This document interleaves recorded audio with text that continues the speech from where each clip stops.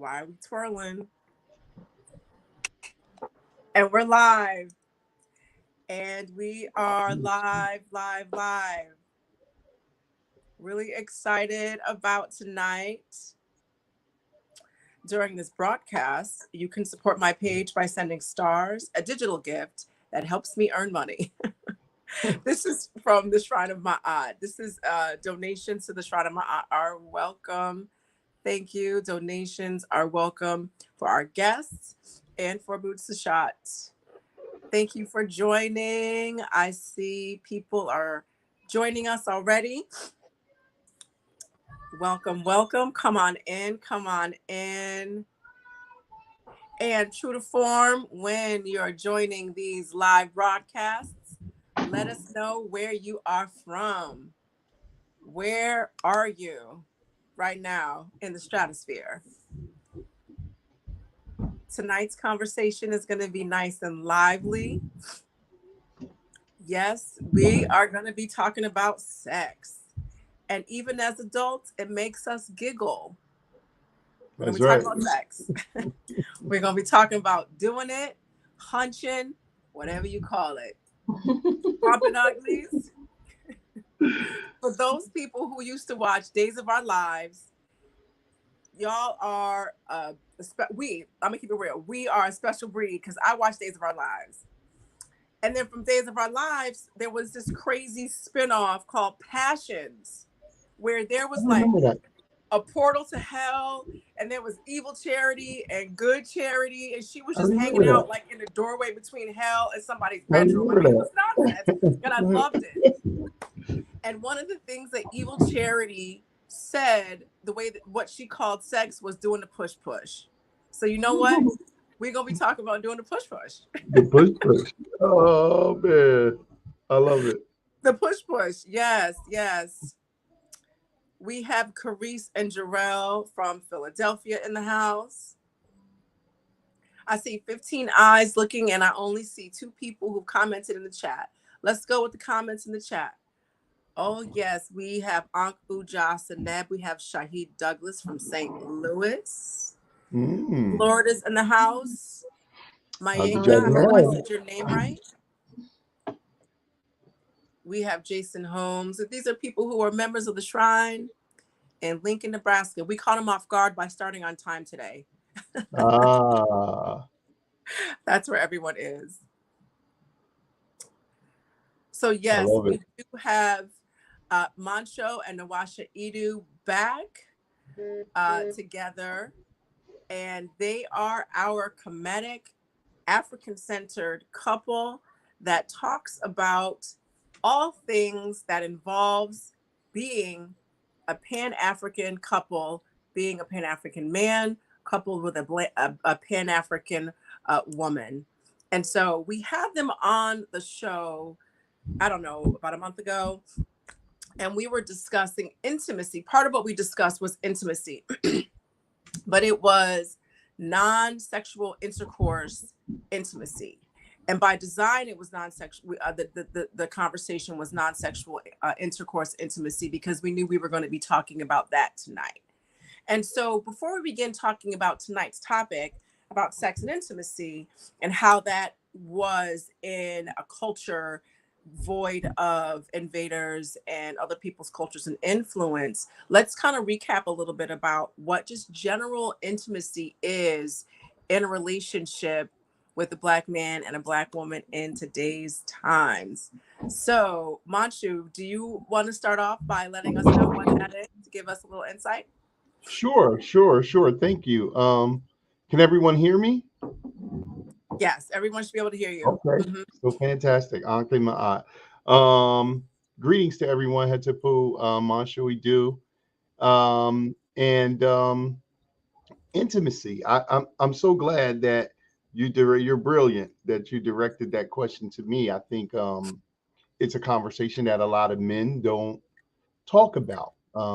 We often say sex and intimacy, and at the Akoma House Initiative, culturally based counseling firm, we say intimacy and sex because it's intimacy that produces sex. So, what is intimacy? It is the emotional connection between complementary energies. So soulmates, men and women, that emotional intimacy that is sacred, not necessarily secret, but sacred in that it's special. It involves clarity, veracity, vulnerability, and many other things, but it's something that is specially shared between an intimate partner, between two intimate partners. And so we see intimacy as the sacred emotional energy that is shared between complements. Right. Basically, that's it. So, can you define for those who may not know what sacred emotional energy between complements? There are a lot of different words there that people don't always use in regular American vernacular. Can you just explain Right. what that means? So, I mean, again, I think the most common synonym for sacred is really special, um, highly special, revered. So that's something that's sacred. Emotional is absolutely the thought feeling combination. So oftentimes men, the way we've been conditioned, we try to shy away from emotions. I hear brothers all the time say, I don't deal with emotions. Or if you're being too emotional, you've kind of lost your identity as a man, or you and your feelings, or a lot of different things we say. But emotions actually start in the mind. They're expressed and resonate in the heart, and then they're expressed through our behavior. But emotions are a conscious, a perpetual conscious energy that is stimulated by thought, your nervous system. So in the intimate relationship, sacred emotions are those special feelings that you share and demonstrate with your beloved. And what makes them sacred is the sanctity of the relationship you have, Right, right, parameters of it, and the fact that, again, it's sacred, meaning that it's highly revered, but it's certainly not secret that it is shielded from the rest of the world. There are parts of it, and especially some of the demonstrations of it, obviously, that we're going to get into when we start talking about sexual energy, is definitely is secret. Like, it's not something to be shared with the public. However, the right, feelings of love, the feelings of deep intimacy, the feelings of connectedness can definitely be shared. You know what I mean? It can definitely be demonstrated, because I think for a lot of brothers, the way we've been conditioned, we don't have models of how to be.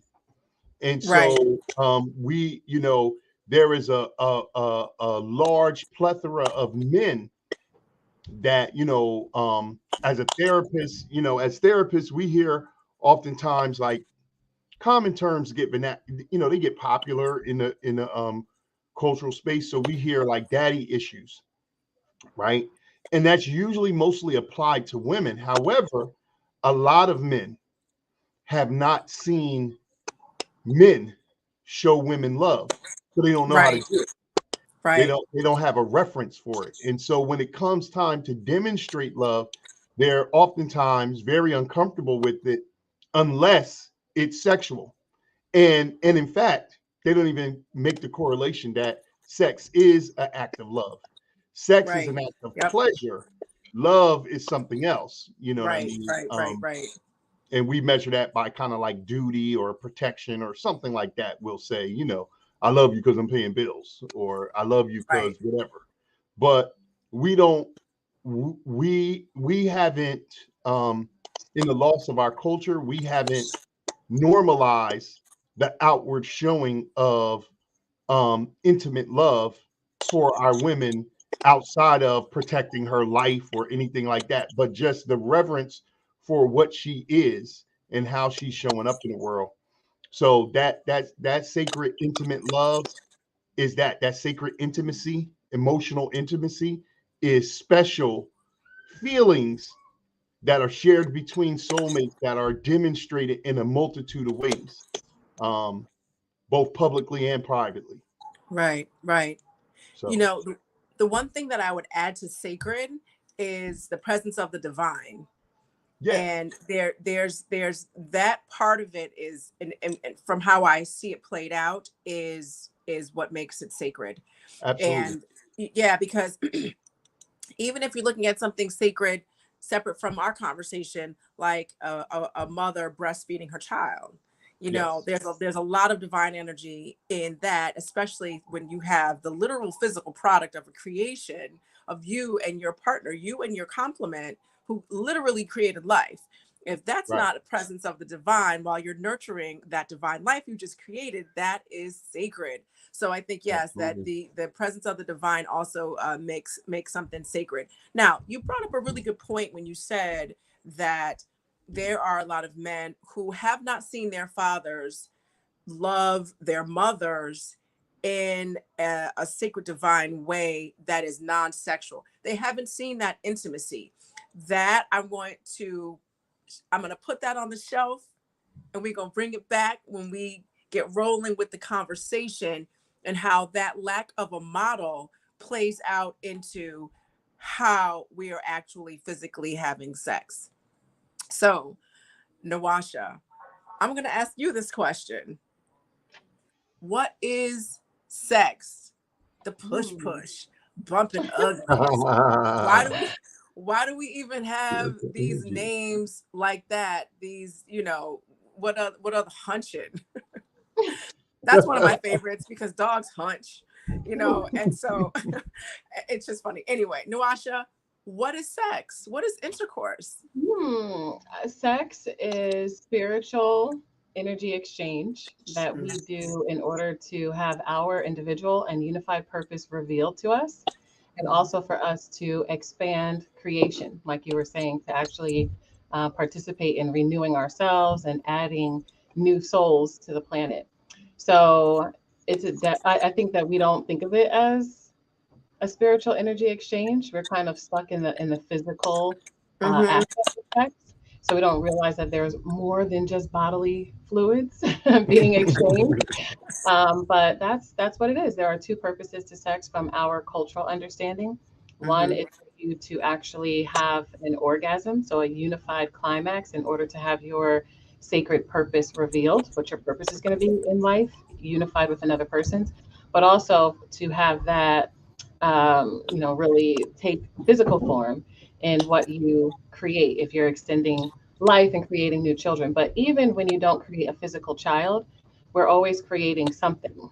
So that third energy that comes from that Mm-hmm. level of spiritual involvement, of energy exchange, there's always something that's created when you come together, even if it is your so-called spiritual or emotional children that you create. Okay. Okay. Interesting. So, Manchu, is that the definition of sex? Yeah, absolutely. We say sex is spiritual energy exchange. So Uh-huh. spiritual is the composite of your mind, body, and soul. So that composite we would call spiritual. The Mm-hmm. energy is, phonetically we could say the energy, the God force, the inner Oh, God force, it's right. Uh-huh. and the actual electrical energy that's exchanged through motion creating emotion. Mm-hmm. And it's definitely exchange, because if it's Right. good, you're not going to get to, from the African centered paradigm, what an orgasm is a simultaneous climax. Anything else is just, it's just an ejaculation, an ejaculation, or a coming. But an orgasm has been mislabeled in this culture. Historically, in African culture, orgasm, you could look at the Merkut, it is a simultaneous peak. That's what an orgasm is. So a lot of people say, "Oh, I'm by myself. I'm masturbating. I'm having an orgasm." You can't have an orgasm by yourself. You can come to climax, but that's not an orgasm.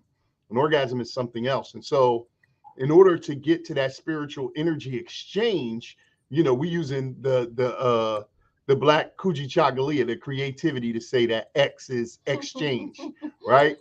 But these are just it's a mnemonic device that we're trying to help our people understand this act. It's a beautiful, you know, it has mind expansion, it has spiritual expansion, and of course, it can expand life. So Right. these are the two functions, and in mind expansion is the gratifying pleasure of the spirit, the body, and the soul. You know what I mean? And so the ab, the ba, and the ka. You know, and so that's the magic, abracadabra.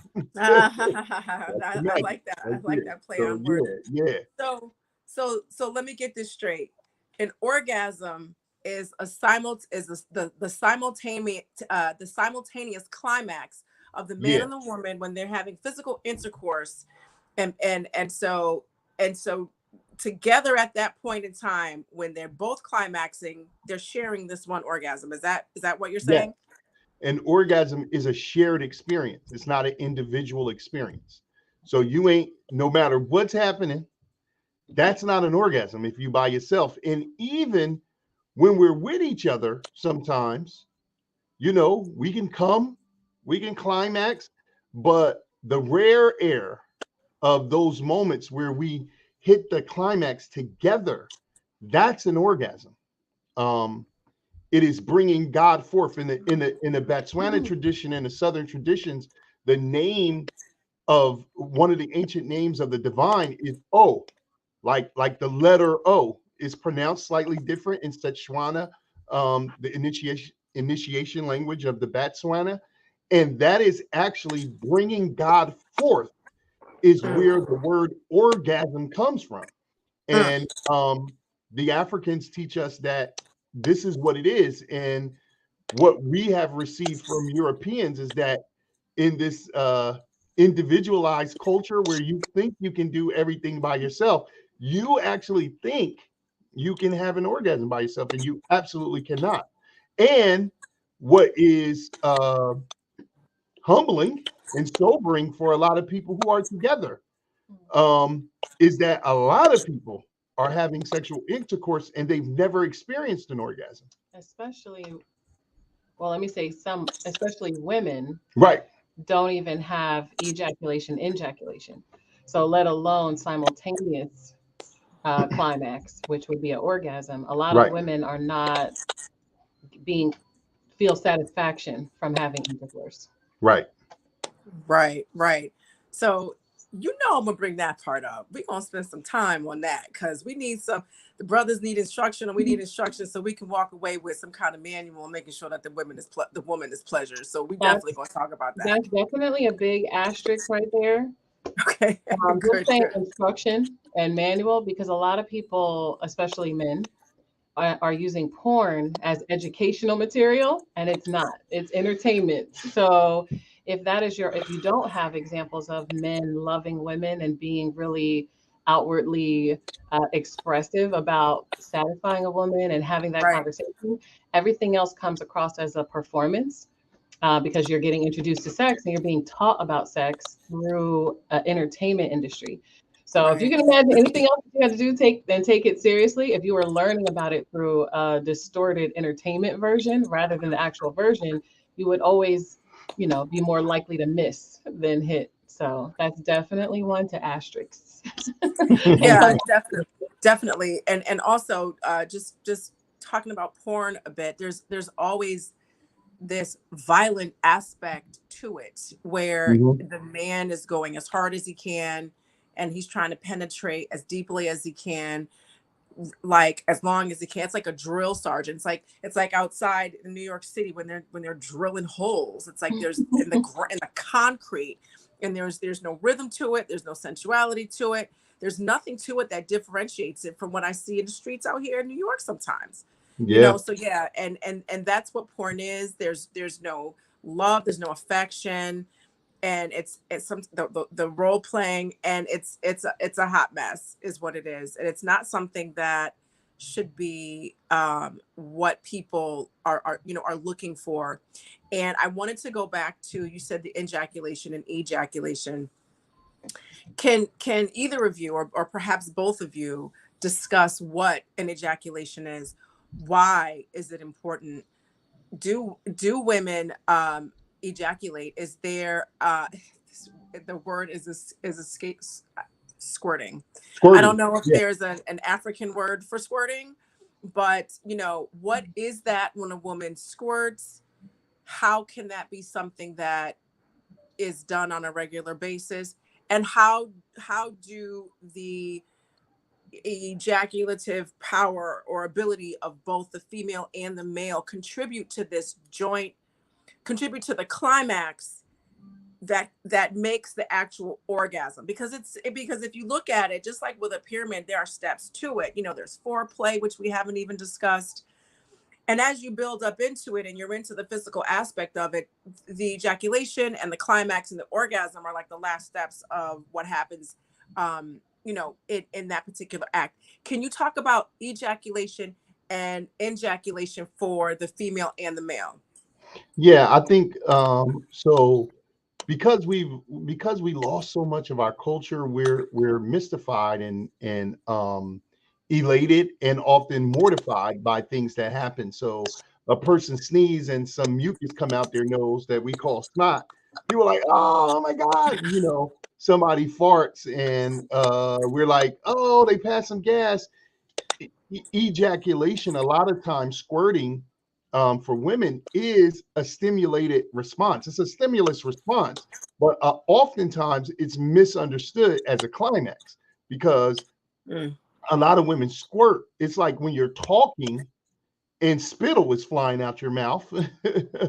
If you ever have one of those experiences where you get that like little feeling under your tongue, it Mhm. produces a lot more saliva. It's like, Right. if you have something tangy or whatever. And so there are a lot of misinformation around our bodily functions. And because we're like devoid of a real culture that is showing us stuff, um when things happen, we just like it becomes like the urban legend of what does it mean. Oh, that means, Right. we say all kind of like, Um, I've been working with men for 30 years as a therapist and just in all kind of spaces, and we say the most ridiculous stuff that you could possibly think of. And I'm not saying that women don't, because they absolutely do, but I can speak from my experience as a man. So ejaculation and ejaculation specifically, I'm talking about squirting for women, is a bodily reaction. There is a stimulus of various glands and various different things that you hit. Just like if you put certain things on your tongue with all of those millions and billions of sensors, certain tastes will dry your mouth out. Certain things will, you will become the liquid will become loquacious. It will almost, you will almost, just like if you hold your tongue long enough, you'll just throw up, right? So there are processes that happen in our pelvic region. And for most of us, the only time we are in each other's pelvic region, men for women and women for men, is during sex. So when we see these things, rarely does somebody stop and say, hey, sis, or hey, bro, what does this mean? mm, We attach a meaning. This is phenomenology when you give things meaning, right? So a phenomenological process becomes, oh, bro, she open, you got her, she's squirting. That means whatever you say that means, then that's what it means. And then we then educate each other, like Nawasha was saying. Then one brother's talking to another brother. When she squirts, that means this, and he's absolutely wrong because it didn't mean that with the woman who squirted with you, but now you telling another brother about a whole nother woman. So mm, so we are lost in terms of our understanding of the processes. But I do think that all things that build intimacy, because in order to have orgasm, you have to have heart alignment sync in mhm, yourself, and then in your in your in the interaction with your partner. This takes, as you talked about, foreplay. Now we've reduced foreplay to the, 15 minutes, or let me just say for a lot of people, the 45 seconds before penetration, right? But foreplay is actually the emotional building. Now, you use the step pyramid as a reference, which we use often in our books and everything, the Saqqara step pyramid of Imhotep, right? So we say that it's a certain amount of steps. Actual penetration is the last step. So now when you look at the sex act, that sex has to start days before penetration. Because what sex is, again, and this is why we're very deliberate about this term, it is a spiritual energy exchange. If you're trying to do that in the most sacred way, where there is absolutely Abu divinity in it,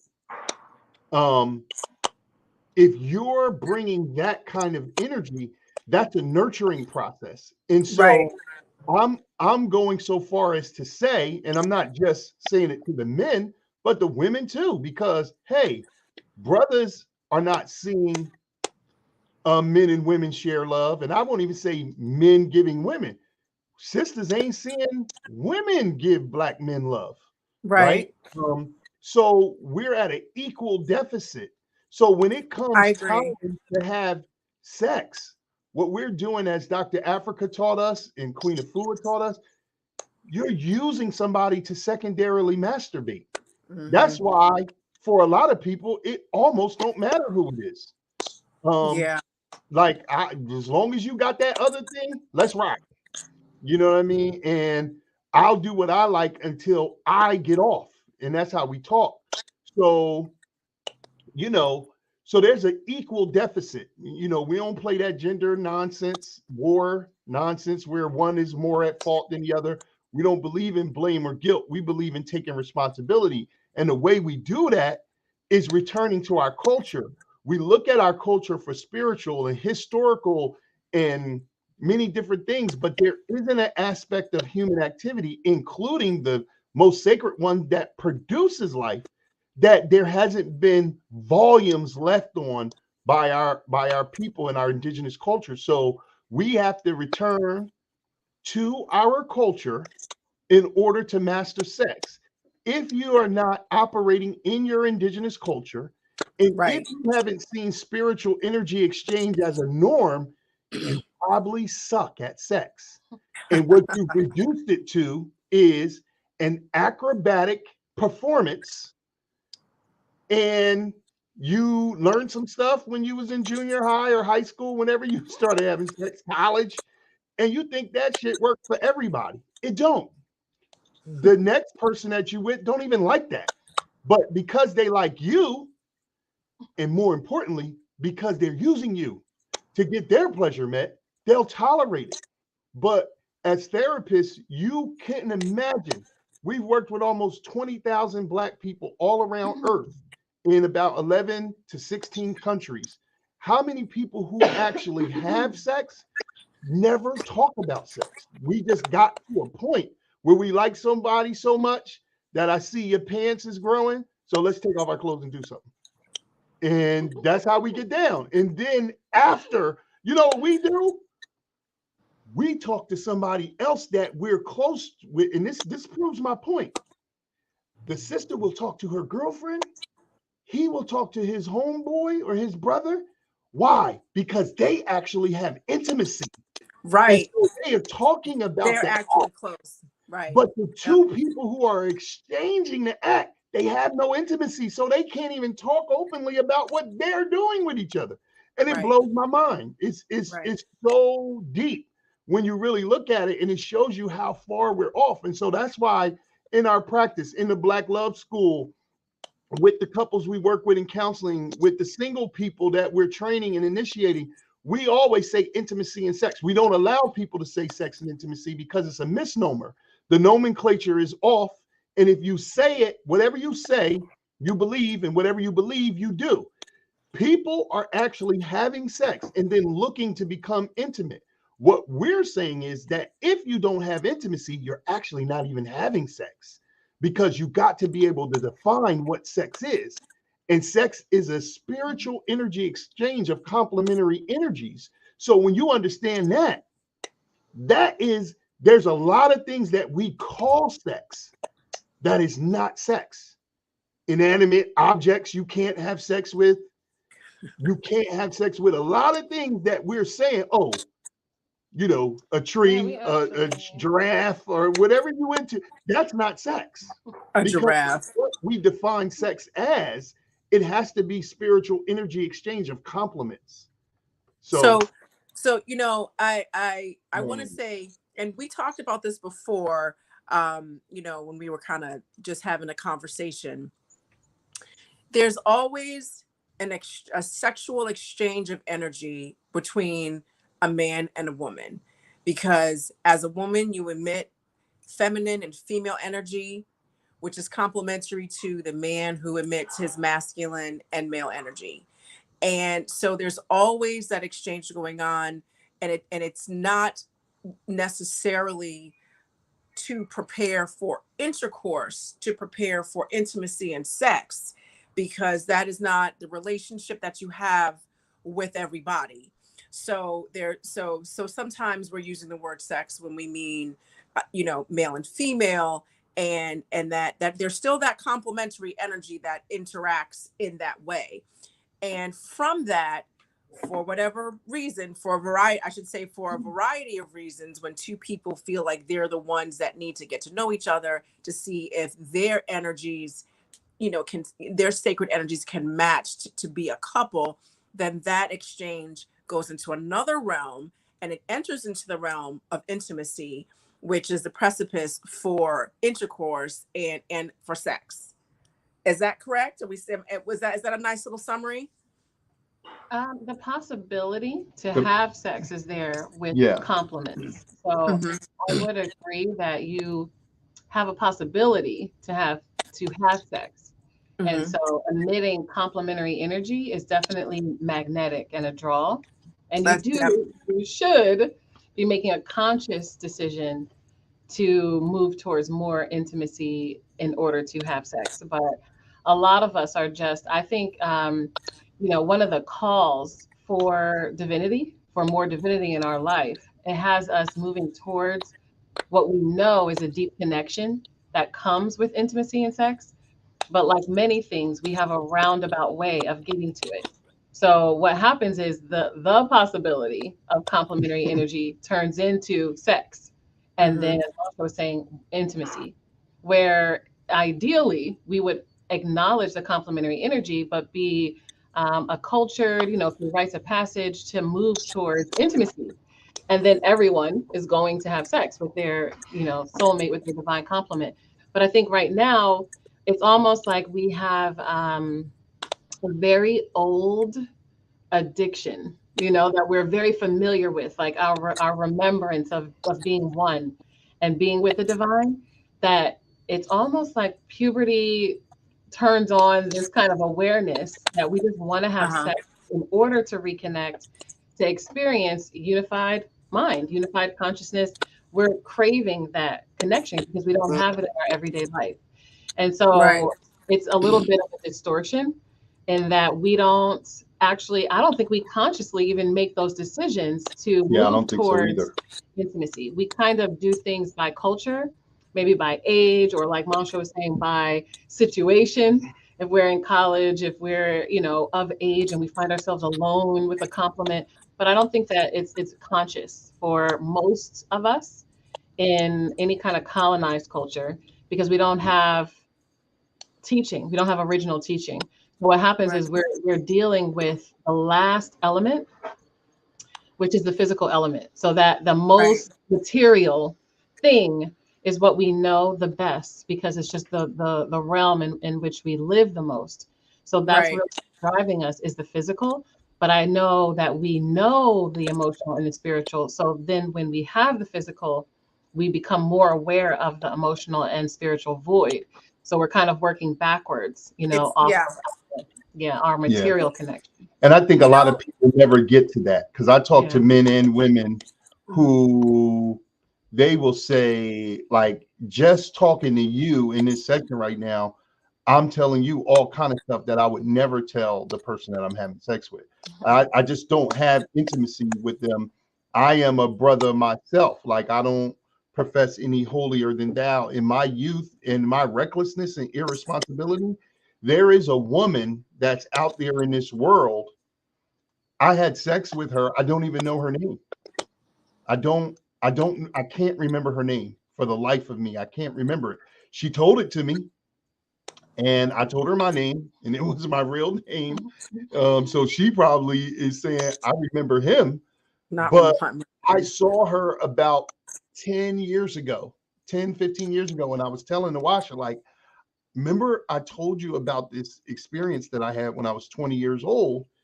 I saw her, and I wanted to just stop and say, how are you? What's going on in your life? Because spiritually, when we talk about the infinitude of the mind, we're talking about Nawasha coined the term spiritually transmitted disease or dysfunction, Mm-hmm.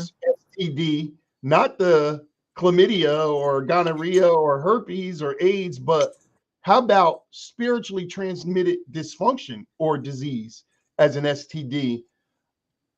We take on, and this is especially real for women because your whole anatomy is a receptacle, right? Right. So you're taking in the energy of men, but men we do as well. And so just imagine how crazy it is that I had sex with a woman, and it's, I'm 52. This was 32 years ago, but I don't even know her name. I can't remember her name for the life of me. Did you speak to her when you saw her? No, I saw her riding by, and it was like I was riding by, and I was thinking, and I might have been listening to something or whatever, and I was like, "Oh, that Wait, was that you were woman." driving in the car and she drove past you? No, I was riding the car. I don't know where she is now, but I want to say she lived in my town, so she's been around here for these last 32 years, I guess. I guess she's around here because this was about 10 years ago. And I had been looking for her for years. I just wanted to see her again. And just like, I don't know if I approached her, if she would be receptive to even talking to me, but I just had been feeling some um level of responsibility in an attempt to try to align myself and look at my own behavior at a time when I was driven by lust. And the truth of the matter is, in that time, I don't even care what your name is. Like, whatever you say your name is, great. That's your name. You know what I mean? Whatever you want to be called, you could have told me your name was whatever. You know what I mean? I know you a woman, and great. I wasn't And, I and then we wasn't ready. I wasn't responsible in a lot of ways in that situation. And so, I think this comes back to the ejaculation, right, ejaculation, because when you learn that there is an end goal for sex and it is ejaculation, or if you're learning from pornography that it is about performance, there's going to be a phase of your life where you're almost using people in order to learn, in order to experiment, but we're going to do a lot of damage, right? So ejaculating, especially for men, is a large expelling of energy. This is, it takes a lot more energy for men to ejaculate in their one act of sex than it does for women, even though women have secretions and there's debates about what level of squirting what levels of squirting there actually are. There's going to be a secretion, right? Women are, if you know basic anatomy, which they try to teach you in school, you have an egg or two for most women that's waiting to be fertilized. The energy that it takes for men to send sperm to the one egg or two eggs at the max is far more than what the woman has to expel in that sex act. So when men are taught to ejaculate or taught to rack up numbers or that there's an end goal that means winning and success, they're actually taking from their own life force and future children's life force because of the expelling of so much sperm. Where for Mhm. women, we're on much more of a tempered schedule. We're going to have eggs available from puberty to menopause, but we have that finite amount of eggs available for when we're inside our mother's womb. We have a certain amount of eggs that we have, and that's it. And they are dished out once a month, and that's about it. For men, it's millions and millions and millions of sperm trying to be the best of the best to make it to this egg. And I think that we forget that, especially because we're looking at sex from an entertainment perspective. And even in our personal lives, we're looking for results. So ejaculation means you're going to keep the energy and still reach levels of climax, but you're not expelling the energy outside of yourself, you're recycling it.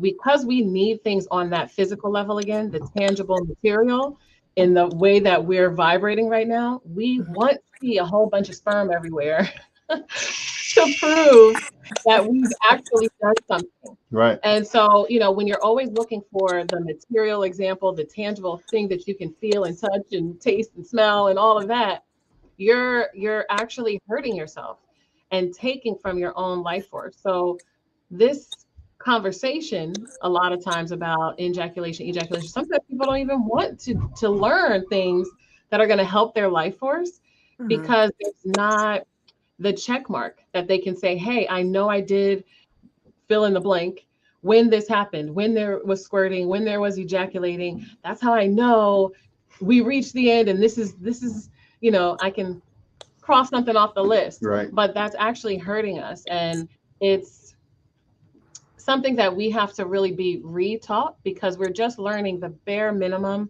in a biology class. And when you're 12 to 15, you don't even care about that biology class. Truthfully, most of us are taught to not get an STD and to not create a baby.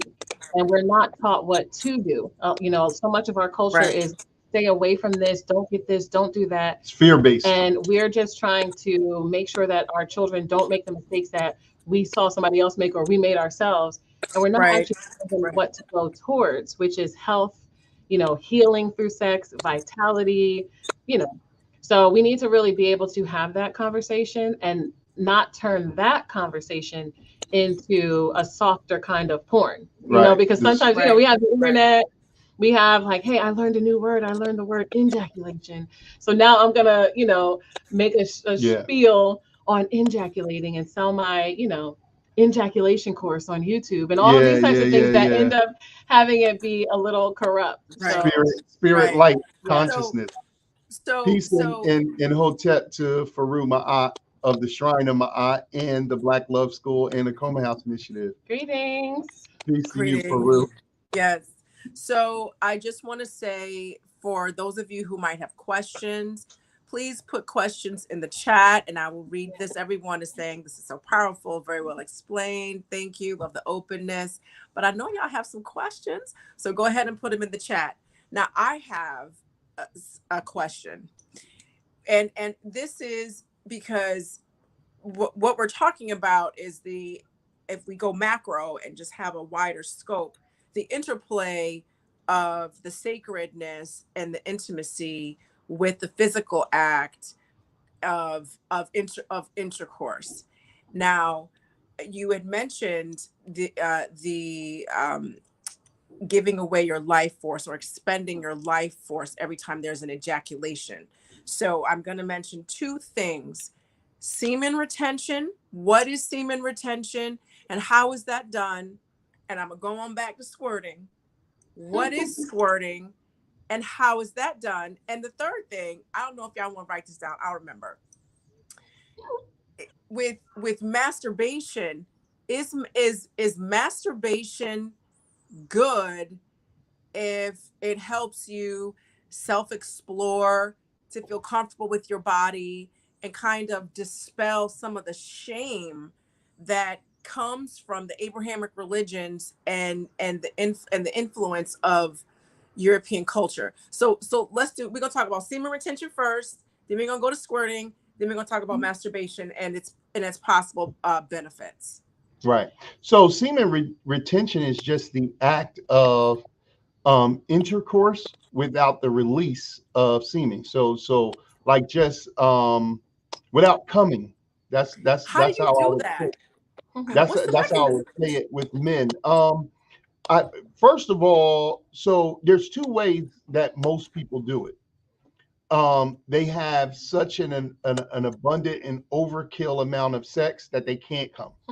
So that's number one. Yeah, that's not the way to go. Number two, they got a lot of gas station vitamins out there that will have you have sex for a very long time without reaching a climax. This is actually one of the things that is making porn unrealistic intercourse in a lot of ways. The first and the most damaging way is two people who don't really care about each other. Um, Right. They're that's paid that's the performers. first that's the first and most damaging thing. But they're on, we call them gas station vitamins because you can buy them at a lot of gas stations, and they can prolong orgasm to perform, to have a performative appearance of sex, right? Right. So a lot of men do this. Then there is a lot of group of men I see as a therapist that they don't have ejaculation in the sex act for a lot of emotional reasons. They're Hmm. tired. They're the number one is they're turned off by their partner, their wife or their partner. Um, and so they can get a physical response, as I was saying, as we're going to go into squirting. You can get a physical response in terms of your organ filling up with blood, but you're not really, you have a biological arousal, but you don't have emotional intimacy and an electrical charge.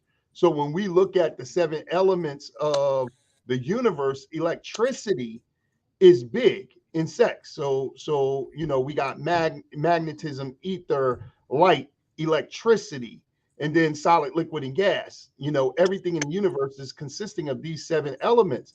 In the sexual act, electricity is one of the greatest ways we measure. So there is a magnetism happening. There is an ether because there's a blackness of color, culture, consciousness, and corresponding cosmic connection of creativity, right?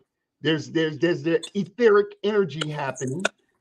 There is a magnetism. There is a light because there is an illumination in the heart and mind. You begin to visualize. But the way that we most measure sex is through electricity, and then we demonstrate it through solid, liquid, and gas. Squirting and ejaculation is a liquid response. Um, we have pre-ejaculatory fluid. A lot of men are familiar with. You can be aroused, or you, a lot of us have a biological reaction to the when Ra raises above the horizon, right? So in the morning, a lot of times we just have erections. I get erections sometimes when I'm extremely tired. So if I start yawning and I'm really tired, a lot of times I get an erection. How can you explain that? Sometimes we, when we get these erections, if we look at them, if we observe ourselves, we will see a seminal fluid that respond that comes out. Now in the sex act, we're taught in superficial health class that be careful because pre-ejaculatory fluid has semen in it, and it does. But what is pre-ejaculatory fluid? It is the consciousness of the biological system sending a fluid through your urethra, through your tunnel, to move out the gunk so that the sperm can get through Mm. undeterred. And so that's what it's for.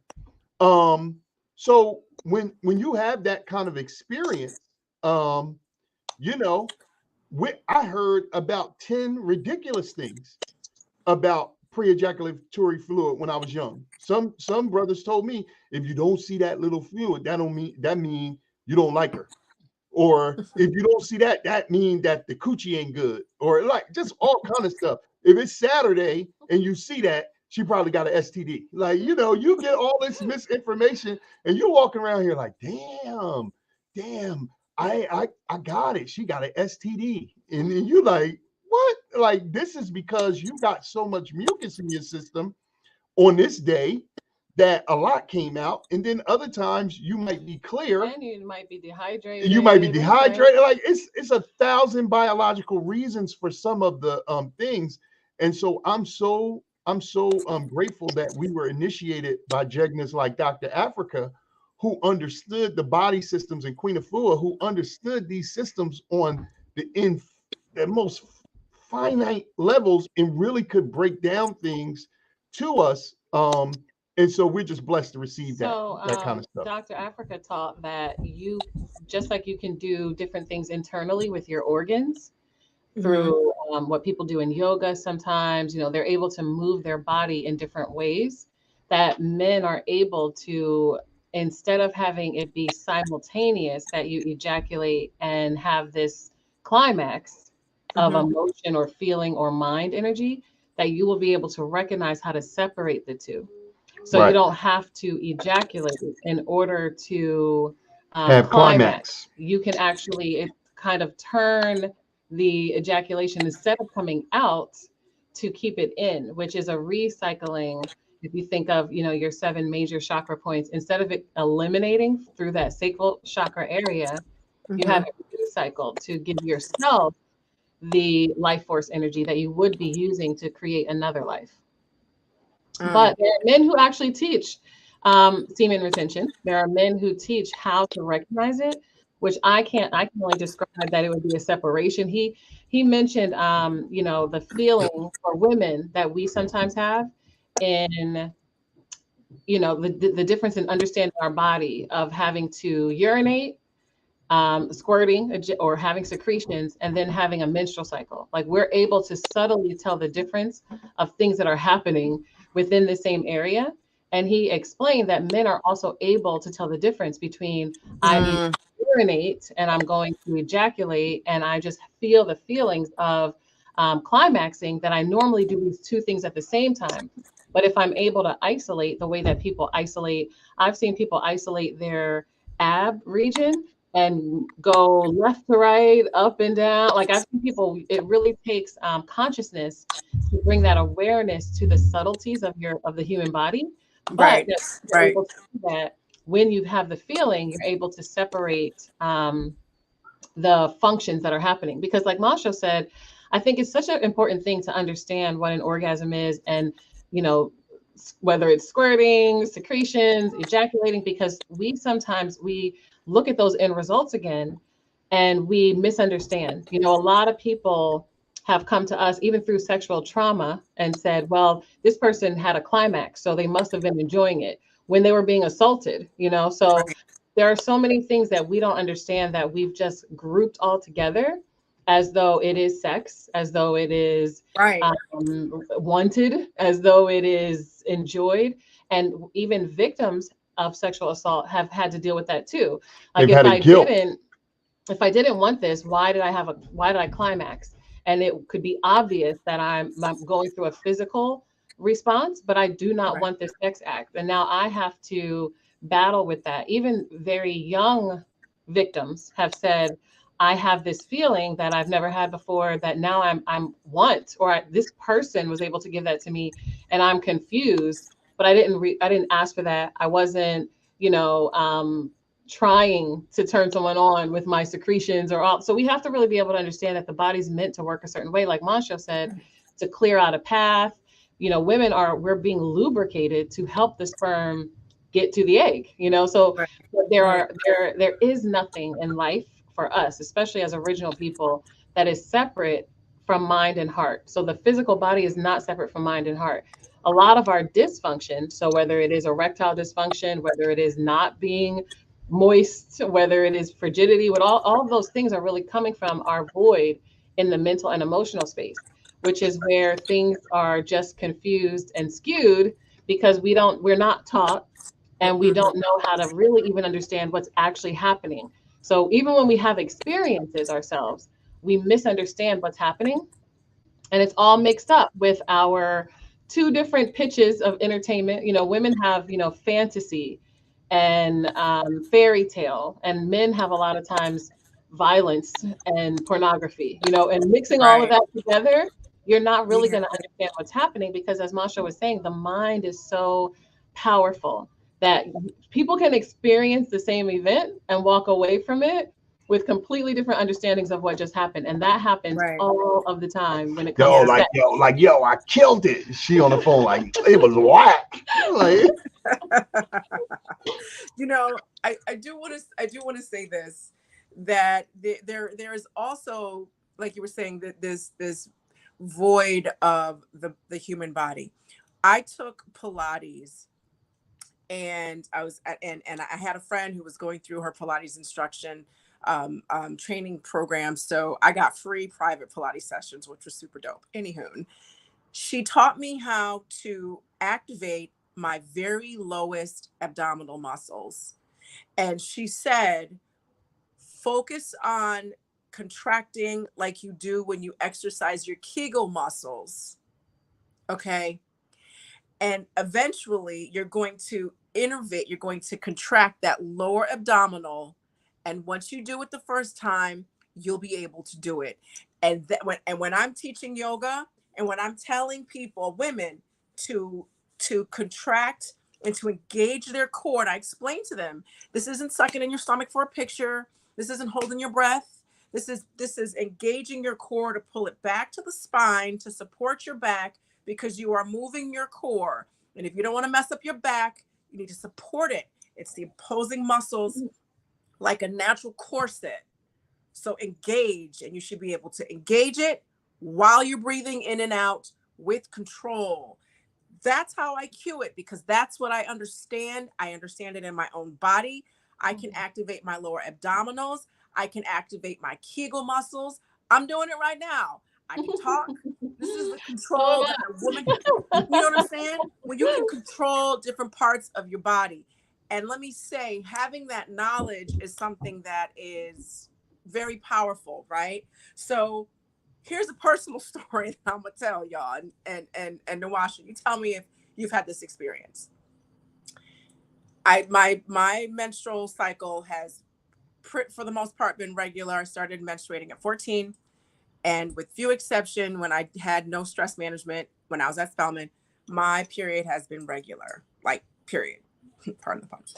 And so I never had like these heavy cycles. They were 3 days mild, and I would have mild cramps. But I decided I wasn't going to take aspirin, because I'm like, I'm a woman. I'm a woman. This is what happens. It's not that bad. It'll be over in a couple days.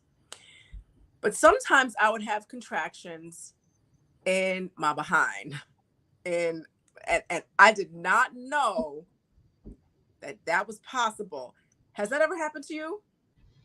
I can definitely tell the difference in the layers of where there might be cramping, but I'm fortunate as well to have had a easy menstrual Yep. time, so I think I had my got my period at 12ish, and for the Mm, most part it's been very regular. If I have ever really had a cramp, it's been maybe day one, and really in the first couple of hours, I can be like, I know it's coming, but I've never had to take any Midol, never had to go with yeah, P-Pax, never had to take a day off of work, thank me goodness. neither. Yeah. And I can tell the difference in what's happening. But I've given birth, so I've come to understand that you are eliminating, so this kind of way of contracting in order to Hmm. release something from your body, and even then expel. So like the idea that we can give something out, and we can also have, the waves to release and the waves to bring something in are very real about our body. And we don't Right. know that. We're not taught that as women. We're kind of We're taught not taught that. it's going to be a nuisance, it's trouble. And for some people it is, 5 days, Yeah. 10 days, and you're in a lot of pain. And I see those things that are the cramps simulators that they put on men to give them shock so that they can see how it feels. And I'm like, I've never really had that. But again, culturally, most we weren't experiencing that kind of pain until our diets and our social relationships changed. We Right. had Right. my grandmother had a 1 day period. She was like, it's a couple of hours and then it's over. By the time it's Really? trickling to my mom and then down to me, the there's a lot more trauma in the culture, and there's a lot more to release and eliminate. And what Mm-hmm. we're taking in is also not as good, nutritionally. So Right. I think Right. that I can definitely feel the layers as I'm expelling, even from day 1 to day 3. And I also could feel the difference after having had children. But I Mm-hmm. think that having children and pushing those children out also gave me, like what you were talking about with Pilates, once you are able to isolate and understand something that maybe you weren't conscious of before, or weren't even Right. able to do, or didn't know that you were even accessing, your Right. whole future awareness is different. So it's nothing like an actual experience to say, this is what it feels like, this is what you can imagine. And then when you can do it Whenever indefinitely you want. because Right. you've learned how to do it. So I can say, people have different bowel movements on their period. People have, because there's a lot going on in the region. In that area. So Yeah. you're contracting in order to help eliminate. And Right. if that doesn't happen fully, this is how your period is even extended. So it is so much that we go over quickly. Like, And yes, I'm you're gonna going have to a add to period, that. it's 28 days, and this is what you're to expect. But we really don't know what it actually feels like. And it's so funny because I when I talk to younger people, and I'm saying people in their 20s, men and women are like, it's a conversation they don't have. So Right. there are tons of TikTok videos showing men what a maxi pad is, or showing men what it is to stick a tampon into a bottle and have it actually absorb. And they're like fascinated, like that's happening in your body. Or they have questions like, hey, how many days do you wear a maxi pad?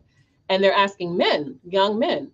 They're like, oh, they change them. They wear one for every 4 days. They change them once a day. Like there's such a Disconnect. disconnect Disconnect in to what's actually reality. happening in your Right. reproductive system. Well, I, Right. I and I want to add to that the greatest disconnect that we are having as men and that women are having about men is that we actually have a period.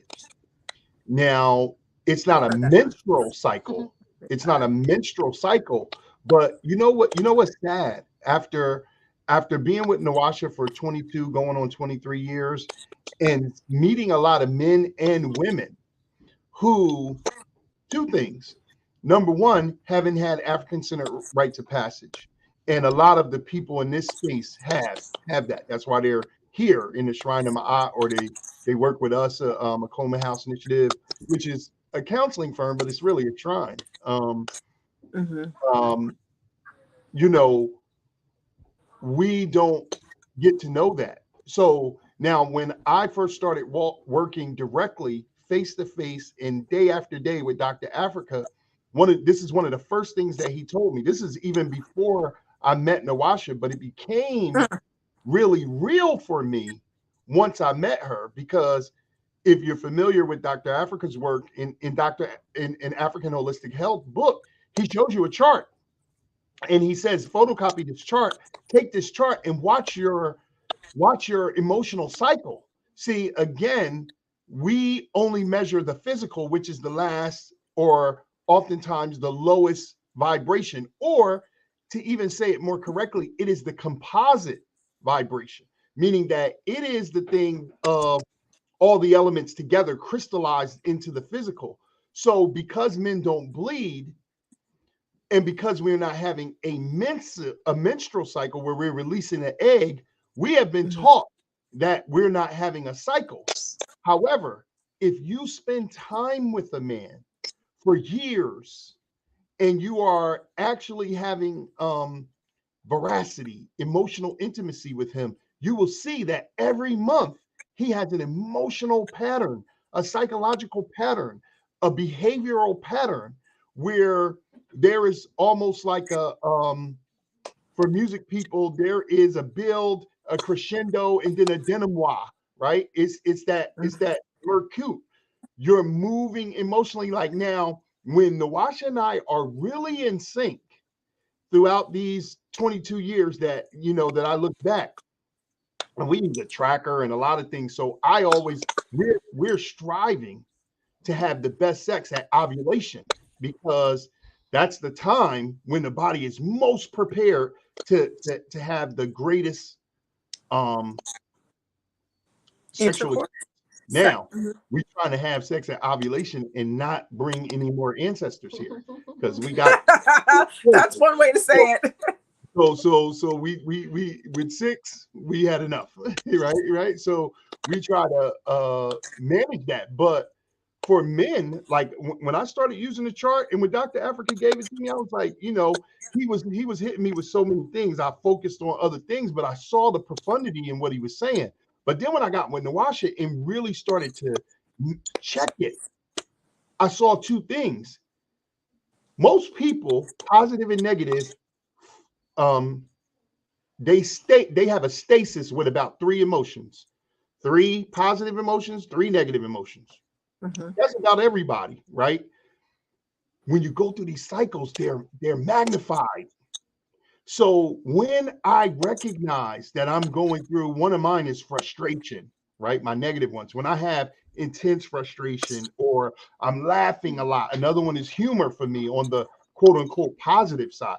When I'm laughing a lot, when I'm looking for jokes, when I'm going to Pandora, I'm looking for Richard Pryor, Eddie Murphy, Lavelle Crawford, whoever I'm listening to, Dave Chappelle, I'm looking to laugh. I use laugh therapy on myself because of a lot of the stuff that I experience as a Black man, and then just what I see for my clients, right? So I use lab therapy as one of my self-care, right? So I have some built-in things that I know every day I'm going to laugh. Khalid Muhammad taught me this. Make yourself laugh every day.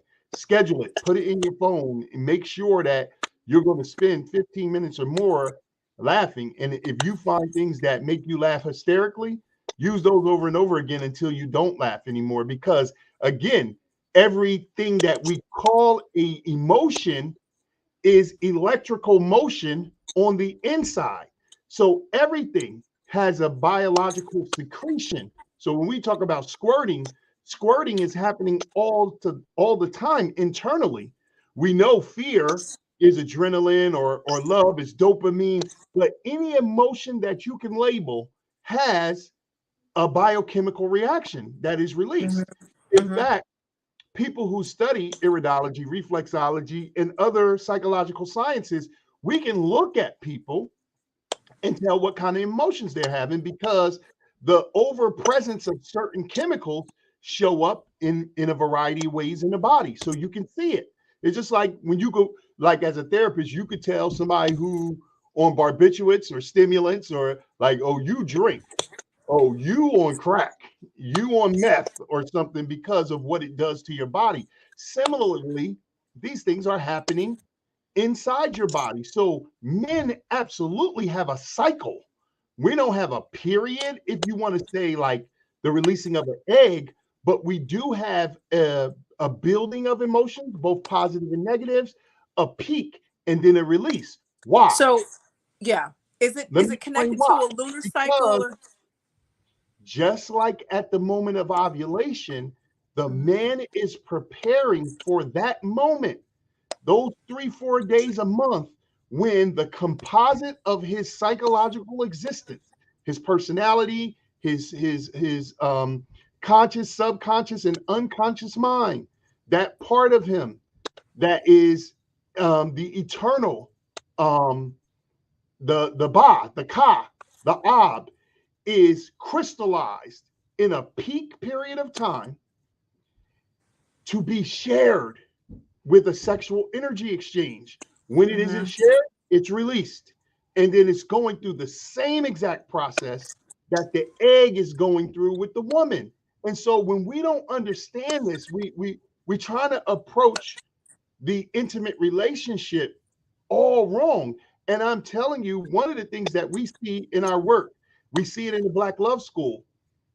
Just like you can tell, I can tell a man who didn't grow up with his father, right? Just talking, I can tell it. Like, you know what I mean? Or if you grew up with a father who was very abusive, I can also tell women and men who didn't grow up around men and women together, Black men and women together. You can always tell it.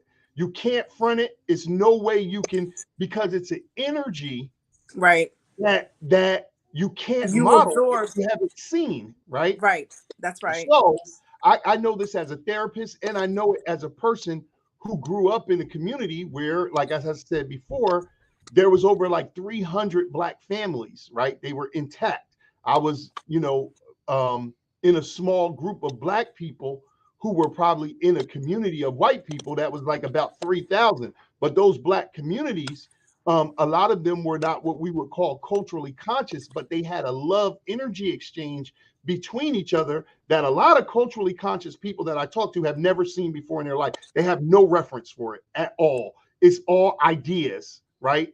So when you spend time with somebody day in, day out, and you live with them for 20 plus years, any woman will tell you, oh yeah, men have a cycle. Yeah, absolutely. They have a cycle because I live with him and I see it. And you will hear couples sometimes say, oh, he on his period. Like he's going to be like this for a couple of days. Said in the comments, does it line up with the moon cycle? Like a woman's cycle. Yes. Even sometimes women's cycles. The idea is to make it line up. Like when women come together and their periods line up, when a man and woman come together, your peak period should line up. You have to be consciously lining it up. This is what foreplay actually is. It's not those 45 seconds of right. Okay, let's get it on. Like gonna ask you about that. We have reduced everything to this like infantile understanding, right? Yeah. Like Dr. Africa said, when you go to the playground, you looking at the electromagnetic pendulum device that white people call the swing. They've made it a swing, but it's actually a healing instrument. They call it a seesaw, but it's actually a healing instrument. They call it a slide because they saw this stuff in African culture and don't have the scientific understanding of what it is. So they just use it because it makes you feel good. They use it as entertainment. And that's how we're using sex. And all of the science of sex. I hear all these people I see people writing books on sex and they're not even in relationships. And I'm like, how you doing that? Like how you doing that? Yeah. Like how? What are you talking about, Willis? Like how? Or their longest relationship is 20 minutes to a year. You know what I mean? Like you not 20 minutes to know a year. Somebody sexually in 2 years. You know what I mean? A grown adult. You can't. It's when we look at that stuff as initiates, as African, Nubian, Kushite, Kemetic, Botswana, Yoruba, Ifa initiates, as therapists, but as a married couple, that's an African-centered couple. A lot of times I laugh at that shit. Like I'm just like, word. You wrote a 400-page book on sex, and you've never been in a relationship beyond 3 years. Who's doing that, and why would anybody buy that? A lot of people. A lot of people are doing that. We're best-selling authors, so we see it. People write books also based on dysfunction, and this happens in health. This happens in a lot of other areas as well. So what happens is people take what is happening right now that happens frequently as though that is natural because it comes across as a normal occurrence that you come in contact with. Right. And so people write tons of books based on even the fact that women are not having a climax, right? That is not, that would not be natural. In a natural normal situation, right, we are taught how to have sex in order to orgasm. In the most natural situation, you're actually guided into sex by priests and priestesses who can tell you this is exactly what you do with your body and with the other person's body, that we are guaranteeing after the second time, if you don't do it on the first time, you will do it on the second time. You will have an orgasm. Are they present or they're present? They're not just present. So they're modeling. They're telling you what to do, just like they would do other things, like how to use the bathroom, how to go through your menstrual cycle, how to eat. You know, the body functions, especially because one of the purposes of sex is to unify with your soulmate come to understand a unified purpose. So they don't want soulmate pairs to not know their purpose, because your purpose is supposed to be benefiting the community. So if you are a young couple that is going to have sex, that's a soulmate, that's married, we're going to tell you exactly how to do that so that sex is functioning. The actual function of sex is going to happen. Even when you're not going to have your child yet, you still want to have that orgasm and have the experience of your purpose crystallized in your body, the awareness of it in your body. So now we have, voyeurism, or we have people watching sex, but they're not teaching. We have people based on, hey, we did a survey of 1,000 women, 10,000 women, 100,000 women, and they're not having a climax. So now we have things like Monwasha Edu. We have things called sex toys, when you can't actually have sex with a toy, but we can put words together, because what's happening is when you don't know an anatomy, when a woman is unsatisfied, you're creating a thing to deal with the dysfunction rather than actually addressing the cause of the problem. And we do this all the time in food, Right. in medicine. Yep. We'll say, hey, you have a period for 10 days. So here's what we're going to do about that. Here is the Midol. Here is the Right. We're extra, gonna extra, cover extra it strength in the tampons. But we're not dealing with the fact that you should not bleed for almost half the month, right? right. So we do the Right. same thing with sex. And what happens is we're not going to move past a level of dysfunction when all of our remedies are within the parameters of dysfunction. And this is why we Right. say you can't tell young people or any people what not to do all of the time. That cannot be the totality of your Right. conversation, is That's what right. not to do, or what is the parameter of dysfunction, because you will never actually grow for what to do, and you won't get beyond the boundaries of dysfunction. And the function is infinite when you're growing and you're expanding, just like dysfunction, unfortunately, can be infinite. When you Infinite. stay in the realm of dysfunction, you get more creative with how you can be dysfunctional, as opposed to moving towards the realm of function and then saying, hey, Right. this can also be satisfying and gratifying as well. So what we do, a lot of times, I've seen tons of books that will cite things as though they are facts indefinitely, when it's really just a byproduct of the time that we're living in. Women can absolutely have orgasm.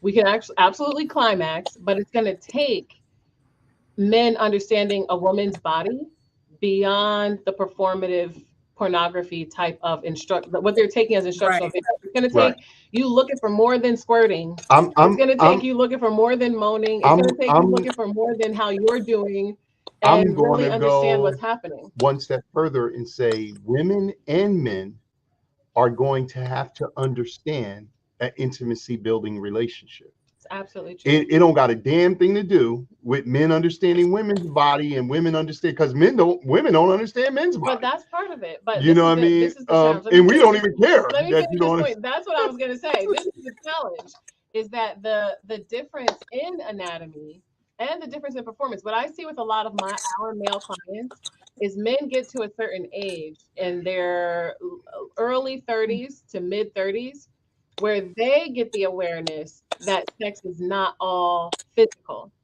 So even for when they men, get it they most get in a relationship. but this is often when men's relationships get more serious, they get crystallized, they're thinking about the future.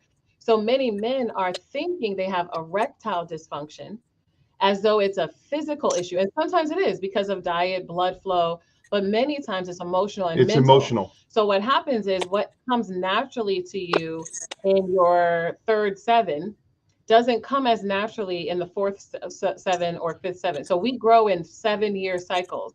Most of us are going to hit our period and hit puberty somewhere in that second to third seven, right? 14 to So if we are 21. 12 years old, like I said, getting a menstrual cycle, if you're 14 years old and you're, ejaculating, right? You're coming into the beginning of that. But what Right. happens is that can ride you can ride that rhythm for about 7 years, even a little 7 to 10 years. And that happens for all of us when we say, oh, this was easy for me as a teenager. This was easy for me in my 20s. When you start to change, because your physical body is changing, we sometimes lose the awareness that our emotional self and mental self, spiritual self is also changing. So even for women, as we move into menopause, sometimes women say, hey, what used to work for me, I don't feel as moist, where the juices are not flowing, but I do want to have sex and it's uncomfortable. We're looking at things as though everything is a physical disorder that is somehow disconnected from what we eat, how our stress is, how our intimacy is with the other person, what stage of life we're actually in, like chronologically. And we think we can segment everything because that's the kind of culture that we live in. is very individualistic and segmented. And we come from the understanding that life is holistic and intricately overlapping and interweaved. That's And so right. we don't know how to actually have conversations about sex. This is why, like Masha said, we can go to our friends because it's been a buildup of intimacy over the years. Your friend may have heard you talk about sex with 2, 3 different people, as opposed to the person that you're actually with. We are afraid to hurt someone's feelings. We're afraid to actually be vulnerable. We're afraid to really be We rejected. afraid to lose that toy. That's the real sex toy. we, we be afraid that if I say what I'm really thinking, you might go play with somebody else, and you might Mm. go play with the other person you playing with already anyway.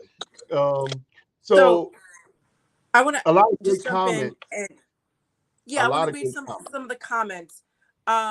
Brock Tate said, "Will internal cleansing help men with their cycle?" Absolutely, because what it does, men and women, it makes you more sensitive. The gunk that we're putting, we're all in the family tree of people like Dr. Sabi, Dr. Africa, Queen Afua, and others, Dr. Harris, and all of that. We know that this mucus denatured food diet has us. For those of us who've had sugar addictions, like I've had at times in my life, when you eat too much sugar and sit down or sleep on your arm or whatever, you can wake up and your joint numb, right? It's numb. Well, this is what's happening to us emotionally.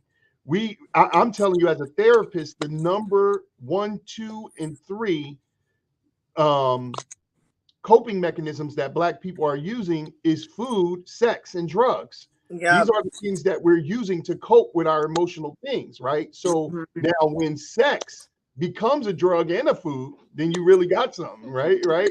And so we're seeing that for a lot of people. So we're numbing ourselves. So internal cleansing, again, is not just physical, it's actually cleansing the emotions that you have that you don't know how to process. And so Right. we will follow a modicum of, because we get scholarship, now I'm not saying us, we come to the Shrine of Ma'at or we come to the Woman House Initiative, but a lot of us, we got a playlist of like 16 Dr. Africa videos, 20 Dr. Sabi videos, and some Queen Afua videos and others.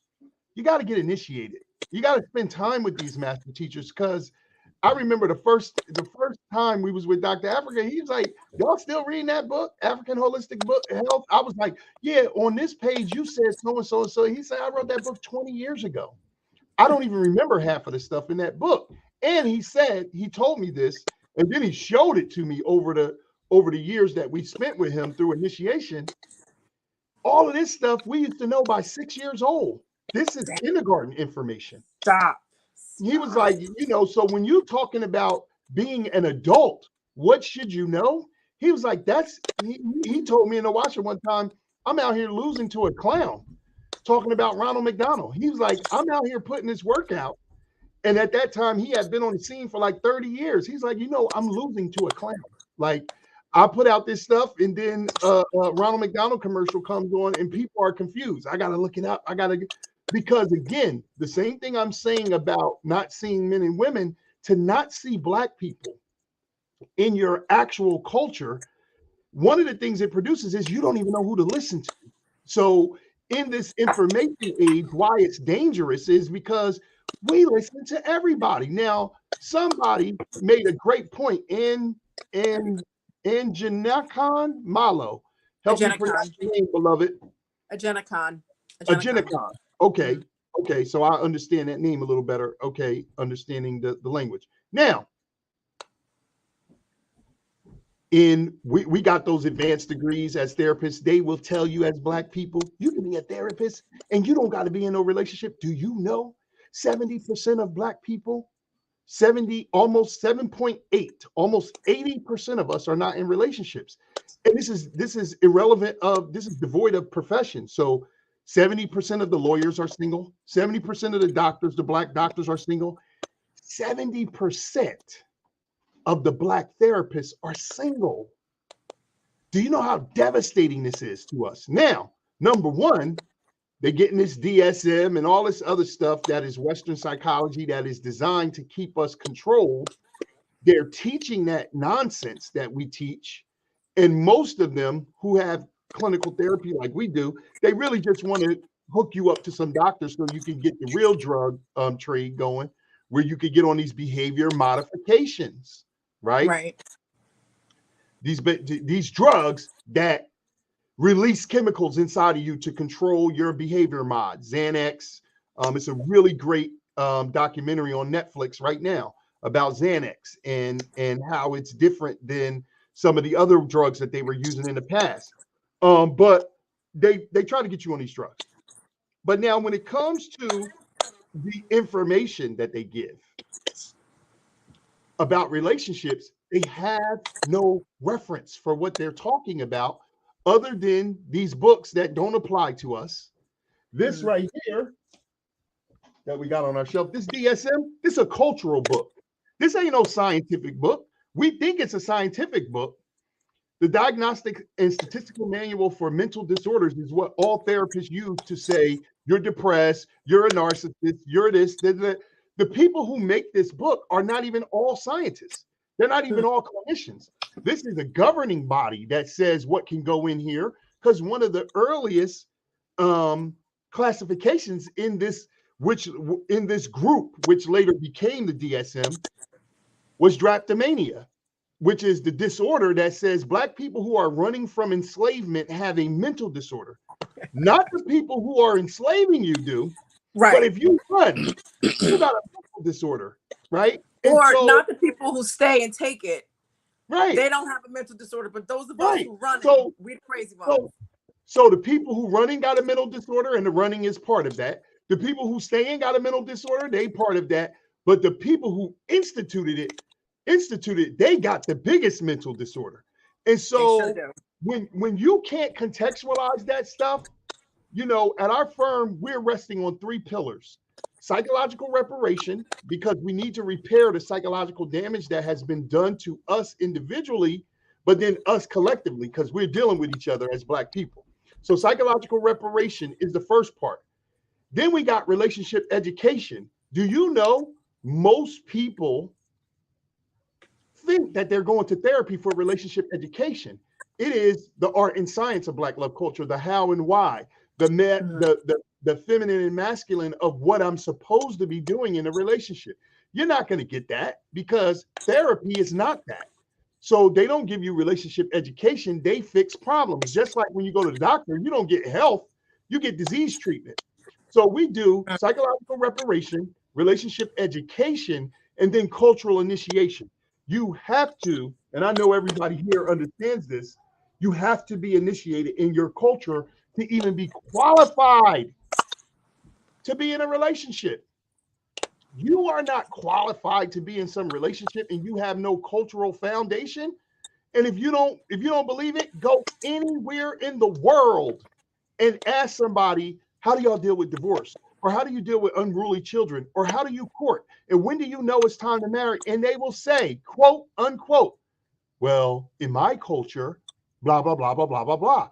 Why? That's right. Because they know that culture is the thing that qualifies you to even be in relationships. Now, if you don't have your culture, you don't have your language, you don't have your customs, you don't have your practice, it is no surprise that 7 out of 10, almost 8 in about 2 minutes, it'll be 8 out of 10 Black people are unmated. And it's so natural now. It is the most abnormal thing in human history. It has become so natural to us, or so normal. It's definitely unnatural because we all front like it don't mean a lot. I don't got no time for no crazy relationship. You're dying inside. Nobody has a fulfilled life if they don't have relationships. Nobody. That's right. That's a fact. Has Period. that. So you could chase the bag. You could be physically fit. Your physical wellness is first, but your physical wellness is not just your body. It's your emotional self and your psychological self. Your body is the composite of it. But right after that, the only thing that makes life worth living is that you have people around you that you love friends, family, and the highest level is the intimate partner to share your life with. That's what this symbol, the akoma, is all about. That we Can you crystallize it point? Yeah, in we our can't see it logo. in.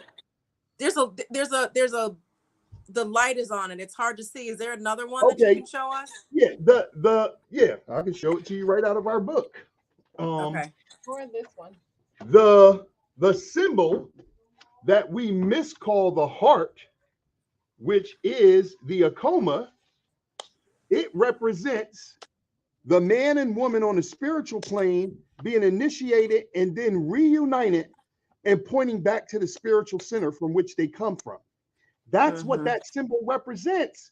So people will try to use this individually. This symbol is a couple. That's what it is.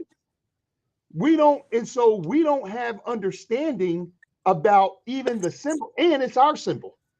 It's a culturally specific symbol to Black people, and we have no idea. So we on social media like put the hearts up. That's not a heart. The organ in your body doesn't look anything like that, right? It doesn't. That's an coma. No.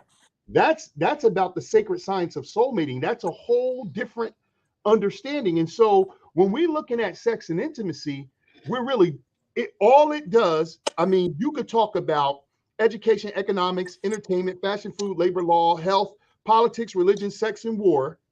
And what you're going to see is Black people they're not intimate with their culture. And so because we're not intimate with our culture, we understand everything on a superficial level. Now, the beauty of our ancestors is in your unconscious mind, the truth is always there in your DNA. It was deposited at your conception. And so through rituals and through other things we do, this is why we teach couples intimacy rituals, because we want to heighten the intimacy long before we start getting sexual in a relationship. Because when the relationship goes sexual and there hasn't been proper intimacy building, what is going to happen is possession, immature possession. I own you or you owe me. That's what happens. And the Washer calls it transactional sex. That's what happens. So I want to jump in and say this. That bringing the culture to the aspect of sex. Let me say that again. Knowing that first you must be embedded in your culture to do anything, Right. including intimacy and sex, is a point that I hope is driven home. Why are we talking about sex on Tuesday Talk when Tuesday Talk is for Kemetic spirituality, African spirituality, and Pan-Africanism? Those are the three main points of Tuesday Talk. It's a place to learn, and it's a place to have tools so that when you get off Tuesday Talk, you can immediately implement them so that you can live your life more African-centered, more Kemetically centered. Why are we talking about orgasms and Kegel exercises and forgetting somebody's name? And by the way, I have a friend, he forgot this girl's name too, and she went to a certain college and he referred to her as that college. So I'm gonna just say she went to Oklahoma State and he was like, Oklahoma State. And this was when we were in high school, and I was like, you such a hoe, you don't even know her name. And so he was embarrassed. He was like, sigh, oh my God. Anyway, it wasn't Oklahoma State, but I'm being super, super, super vague on purpose. And so, but anyway, so being rooted in our culture guides us to do absolutely every single solitary thing that we do, including intimacy, sexual intimacy, and the actual physical act of sex and all that goes along with it. That is why this is on Tuesday Talk, because we have to reculturalize, I made up a word, absolutely everything that we do, including complement, partner intimacy, including the physical sexual act of intimacy, in terms of understanding what foreplay is and all of the things that we've been discussing. This is absolutely something that we need to talk about, on Tuesday Talk, because it's something that we don't talk about, even in the remnants of what our culture is, in terms of how we talk about sex. And then, we get cues from the music industry that's not controlled by us. We get cues from the entertainment and movie industry that is inherently violent, especially towards women. We have this feminist ideology, and there is absolutely no secret that I am absolutely 100% not for feminism. You can say black feminism, womanism, whatever. Even when I was a teenager, before I had heard any of this, I knew it wasn't for me. I knew it was by white women for white women. If you are a white woman listening to this, it's your people made it up for you. Anyway, a lot of this I don't need a man-ness comes from feminism, and it's just mutated into all these different forms where you have black women who've embraced this and who will say, I'm a misogynist because I don't embrace feminism, and it's the most ridiculous thing, and that's a tangent. But as women, black women, not rooted in our culture, we reject our own feminism, our own femininity. We reject our own divine feminine, whether we know it or not, whether we know what that is or not. When I was in high school and one of my white friends from prep school told me about feminism, I knew that wasn't for me. I didn't have the terminology divine feminine, but I was recognizing my divine feminine because I knew it wasn't for black women. I knew it wasn't for me. I knew that was for white women by white women. Even then, I specifically remember that conversation. We were in Roberts Hall. We were in the lobby, Roberts lobby, talking about it. And I was listening to her. I was like, that ain't for me. Anyway, we've ingested so much that not only do we need to detox and cleanse from the food and the beverages or the schmood, because some of it ain't food, that we've consumed, we also have to take a look at what our ideologies are. If you have to fight for something as simple as your own femininity and what you deserve, is it natural? If you're a compliment, you're a woman and you're talking to a man, and you are fighting against what it is that, or fighting for what it is that you can do, and he's saying that's what he's supposed to do for you, what is the fight about? Why is it this struggle? Interacting with a man, whether you're a man and a man, and just having a conversation, or a man and it's not supposed to be a battle. It's not supposed to be a fight. So we have to think for like 5 seconds. The same people who created chattel slavery have passed down that ideology, and they are the same people telling you how you're supposed to live and how you're supposed to have sex and how you're supposed to interact with your mate and how you're supposed to have a family and how you're supposed to come together. Why are you listening to these people? Why?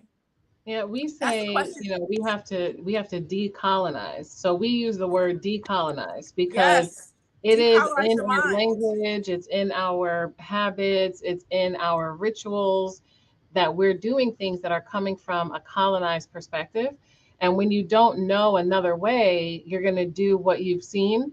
And this is why it's so important to be aware of that, because we don't realize that it's going to be movies and pornography and the subtleties of even language. We tell our clients not to use the word romantic as the pinnacle of love. We it's difficult for us. And I'm going to say for the majority of colonized people, because we're speaking one of the colonizer languages. Yep. And I speak a couple of them, but they're all the same. So whether you were colonized by the Portuguese, the Spanish, or the English, or the French, you're typically speaking a language that comes from that colonizer mindset. That's right. So for us, when it comes to a lot of the terminology that we use for sex is violent, because a colonizer has a violent relationship with sex. Right. For them, whether you're thinking of Dr. Frances Cress Welsing or any of the people who have taught us over the last few decades, who've really analyzed racism and colonization, you don't have a positive relationship with sex if who you decide to have sex with could erase you from the planet. So a lot of our language is about hurting someone, domination, control. Oh, daddy. It's definitely perversion. Beat me up, daddy. Exactly. And also, there's a true element. Son, I killed it.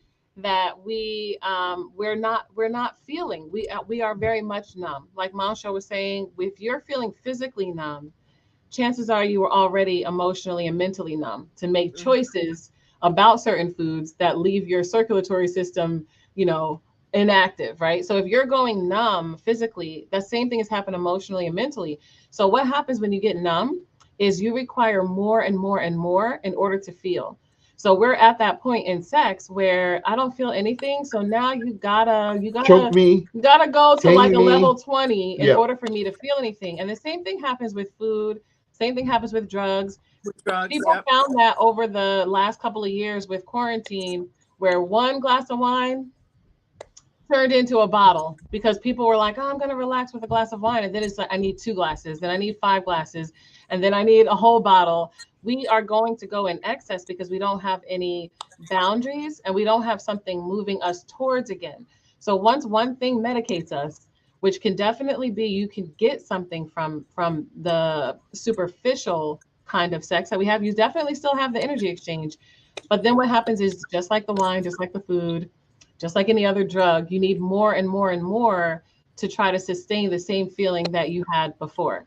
Well, I think the standards are low because we see it as men and women. You know, Nawasha often says we've been in our relationship 20 plus years and we've been in about 3 or 4 relationships. That includes sexually as well. And so this is what the benefit of being with somebody as they move through the cycles of their lives. You begin to expand in the way you relate to them because they're growing literally and physically and all of these other ways.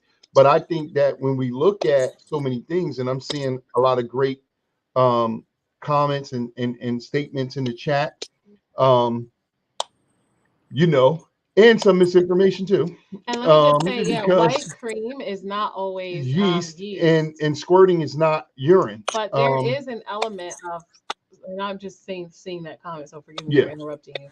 There is an element of what the challenge with people trying to qualify squirting, right? So yeah, what happens is you have someone's personal experience and someone says, "This is the experience that I have." What can come out of a woman can be multiple things. So something actually from the woman's equivalent of the prostate and also urine. So people do have either like almost like a kind of incontinence that comes from having sex or being stimulated, and the and pressure. then That's yeah, sometimes there is both. So if you have a couple of like a half an ounce, that could actually be secretions from right, your glands. If and you have like 8 ounces, it's probably urine.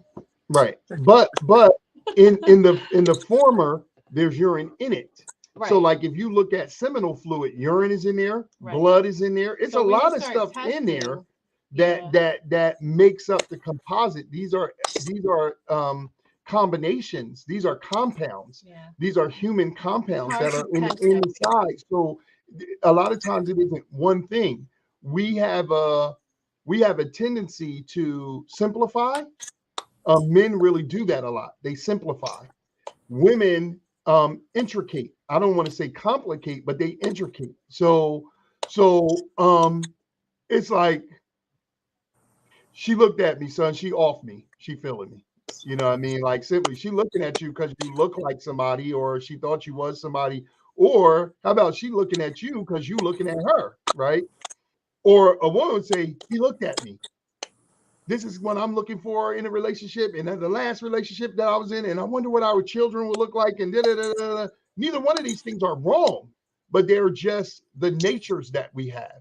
You know what I mean? So we Right. take a unified field theory and we simplify it as men because we have to simplify it in order to quantify it.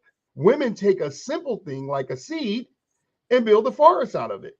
Now, in the absence of an integrated culture, we demonize each other for doing that, but it's actually our nature. Like Thank so, you. And that's Thank also you. complementary energy. men will say, "Oh, y'all making things too complicated," and then women will say, "No, it's not just that simple." But actually, both are true. It is good to simplify something, and it is also good to intricate it. Now, what we need is one of the 7 virtues of my eye is balance. and we need Right. harmony, and we That's need right. order, and we need truth, and we need justice, and we need reciprocity and propriety to contextualize it. So when we do the work that we do in the Black Love School, I was thinking about the one class. We got over 50 classes in here. Anybody can join the Black Love School in the spirit of Ma'at for $42 a month. Cancel at any time. You're going to get 2 master classes and then 2 live calls with singles and couples from all over Black world, 11 countries, right? You could come on in there. We move by the seasons, and in the summer, we always focus on intimacy and sex. We call it the Heat of Love semester. Well, all of those Heat of Love semester classes are in your membership. In that one class that has the alien head is um, oral anal masturbation and the fetishes of a something nation. I forgot what we call the class. Alienation. Yeah, right. So in that, we show a screen with all of the elements on the plantation that the enslavers used to control us, and what today we call sadomasochist sex play. It's the same exact thing. A whip, a mouth thing in your ball. I mean, the ball and mouth thing, the little corset thing that we wear. It's the same exact, not even close to. It's the exact same 6 or 7 things. So this shows you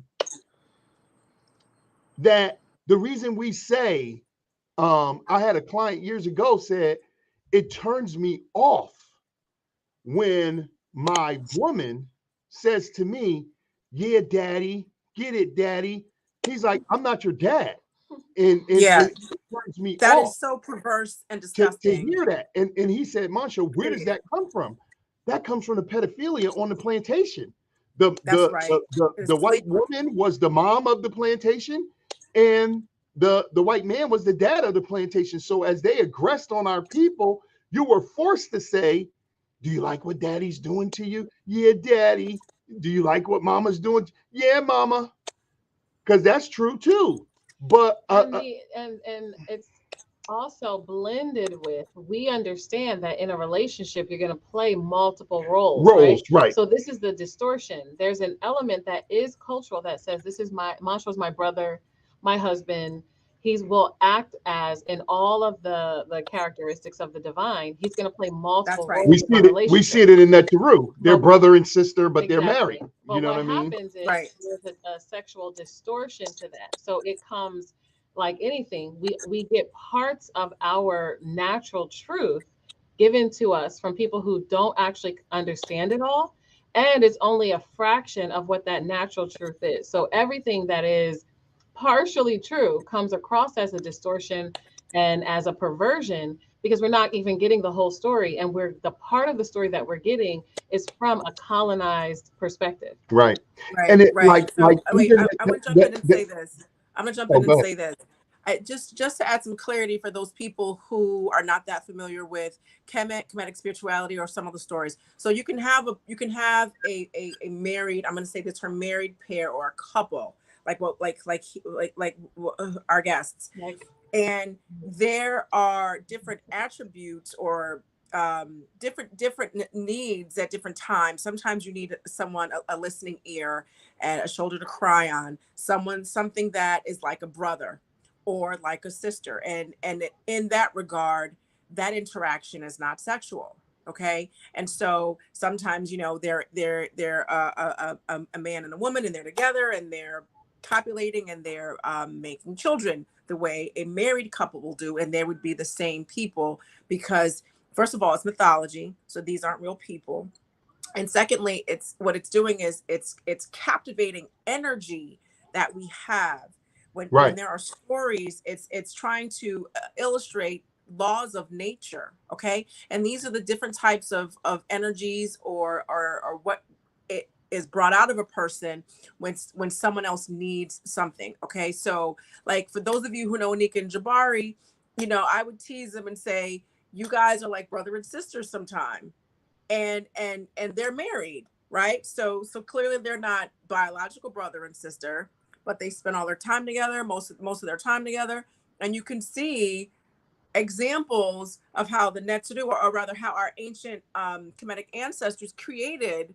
this understanding, or let us, or showed us how to understand how sometimes a pair can be kind of platonic, if you will, in terms of how they're interacting. So that's what that means. It's based on stories, not real people, but it's showing the breadth and depth of the interaction of a couple, a pair that's been together for quite a while.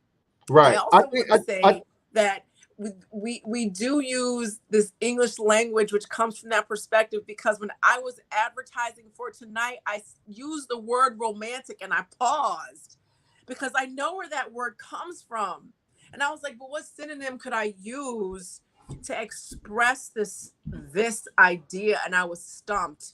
So I well, used you it. know, one time I was Sanjeti, Anton Ra and I, Sanjeti is good friends of ours, and I know he's Shrine of Ma'at, Temple of Anu, a lot of different places. He's such a profound spiritual scribe. Him and I were talking, and just on a cursory glance, we came up with about 200 words that are For what? alternative for romantic.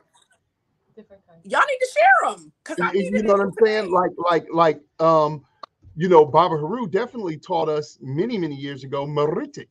If mar is love, we're looking to be maritic. But I was going to say, to your earlier point, again, our Nile Valley ancestors, and wherever you go, in the Congo, in the southern region, eastern, northern region, it That's is right. really internal. It is really actual culture that will show you this paradigm. All of the relationships that you have become useful and embodied in the highest relationship, which is the intimate relationship. When you're actually in a relationship for a long period of time, and you're in the context of a community where long-standing relationships are normal, That's there right. isn't a relationship that you have in your life that is not present in that intimate relationship. So you are brother and sister, you are mother and son, you are father and daughter, you are cheerleader, you are antagonist, you are supporter, you are nemesis, you are a business partner, you are a coach when you're really in a relationship. So I would offer that it wasn't mythology to the material. It was the material that was put in a mythology, because the Right. function of the mythology is to give a truth through the ages. But if we say in African spirituality, in the seven virtues, when we say truth, we're talking about the African truth, which is four things. It's his truth, her truth, the truth they both know but aren't saying, and then the truth that neither one of them knows, right? And so when we look at these mythologies that we see, it's so profound, because sometimes Noasha is a mothering spirit to me, and sometimes she's a daughter to me. Other times I'm a father to her, and then other times I'm like a son, but she is my sister and I am her brother. We even talk, the girls, our daughters asked us the other day, she was like, I think it's funny a lot of times that y'all call each other brother and sister. I say, hey sis, how you doing? Hey brother, you know what I mean? And then other times I say, hey, this is my mother. Or I will say my netter hedge, or she will say my she will call me her netter hedge, divine husband, and I will call her my netter hemet. Or we just say baby. We don't really get into the boo stuff, but we say bay or boo, or you know, she speaks Portuguese and we got Swahili words and all kind of things. But the point is that I'm saying, when I'm talking to her about business, I might say things and I'll say, listen, sister, we going over here and we doing this thing. These people have paid us a lot of money. We doing this project. We 12 weeks. I need you on your game, sis. Oh, brother, I got you. You know what I mean? And then, you know, we may be in another conversation and she like, do you need me to do XYZ for you? You want me to make you some tea? You're being this mothering kind of energy to me. And so whether it's protector, whether it's provider, whether it's prophesier, whether it's nourisher, nurturer, or neutralizer, we're playing Mm-hmm. all of these roles to one another. And so in African culture, which we're living today, even though it's a lot of fractures in it, it's not some ancient thing we did. We are African culture, right? Our presence is the proof of African culture. In your life, every time you move to a new designation in your life, you get a new name. Just think about it. Your parents name you something, right? Your brother and sister call you something different. Your nana calls you something different. Then you go out into the community, your friends call you something in your neighborhood. If you're good at a certain sport, they be like, there go Jet. There she go, Jet. Look at her going around the track. Hey, what's up, Jet? Turbo. That was my nickname. Turbo, see?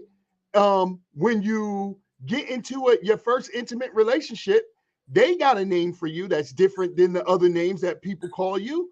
Your children will call you a different name. Your spouse calls you a different name. So when every level of initiation, because the highest manifestation of initiation is the magnifying of your relationships. Because what do all relationships bring you back to? A deeper knowing of self. That's all they do. So we say in African culture, you can't even know yourself if you don't have a multitude of relationships. So when we look at the Neteru, when we look at the Loas, when we look at the Orishas, when we look at these universal manifestation of the divine through nature, through masculine and feminine energy, through elemental energy, what we're looking at is the multitude of ourselves. And so when we understand this knowledge, this is why all knowledge brings us back to self-knowledge. Now, when we apply this in the intimate relationship, if we were approaching the relationship just from that standpoint, what we know that we're going to get in an intimate relationship is character development, the heightening and crystallization of our purpose, and the actualization and manifestation of our purpose in ourselves and in the community in which we find ourselves. And both of those have an infinitude to them. So it's a really beautiful dance that we have if we understand it. But because it's always culture that codifies our relationship, we filter in, as I heard people say, yo, the music is crazy, we crazy. So we got to deal with each other, and we sure enough crazy. And we don't have any relationship education. We don't have psychological repair. And thanks to the Shrine of Ma'at and others, Coleman House Initiative, we got some cultural initiation. But I see people that are profound in African cultural understanding in some realms. And then, like all of us are, we're deficient in others. The one that gives our whole culture all of the absolute manifestations to manifest is intimate relationship, because it's the one that brings life. The elders tell us it's the highest form of relationship in all scriptural texts, in the Pert, in the Bhagavad Gita, in the Torah, in whatever you're reading. It tells you that when you grow, you separate from your family, not you're not cut off, but you separate and you mate yourself into divinity with your divine. Why do you do that?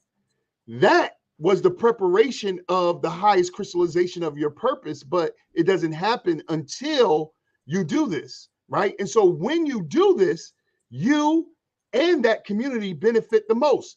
Black people are hurting as a community. We say, what do we got to do? We got to stop violence. We got to break intergenerational wealth and all this stuff, intergenerational curses. You can't do none of that without healthy relationships. The only thing we could do is make our bodies look a certain way, but even that is a modicum of what it would be, because there are masculine energies in women and there are feminine energies in men that are not like crystals charge us. they won't be charged and harmoniously balanced until we're with men and women. And in Until fact, we're right now, I'll complemented. close on this point. We have a toxic masculinity problem and a toxic femininity problem. And here it is. Our women are toxically masculine. Our men are toxically feminine. And you know what? And I was going to ask you this question, but I want you to answer this question that Dirk Caleb Johnson asked. How do we clarify? Because it leads right into what you just said.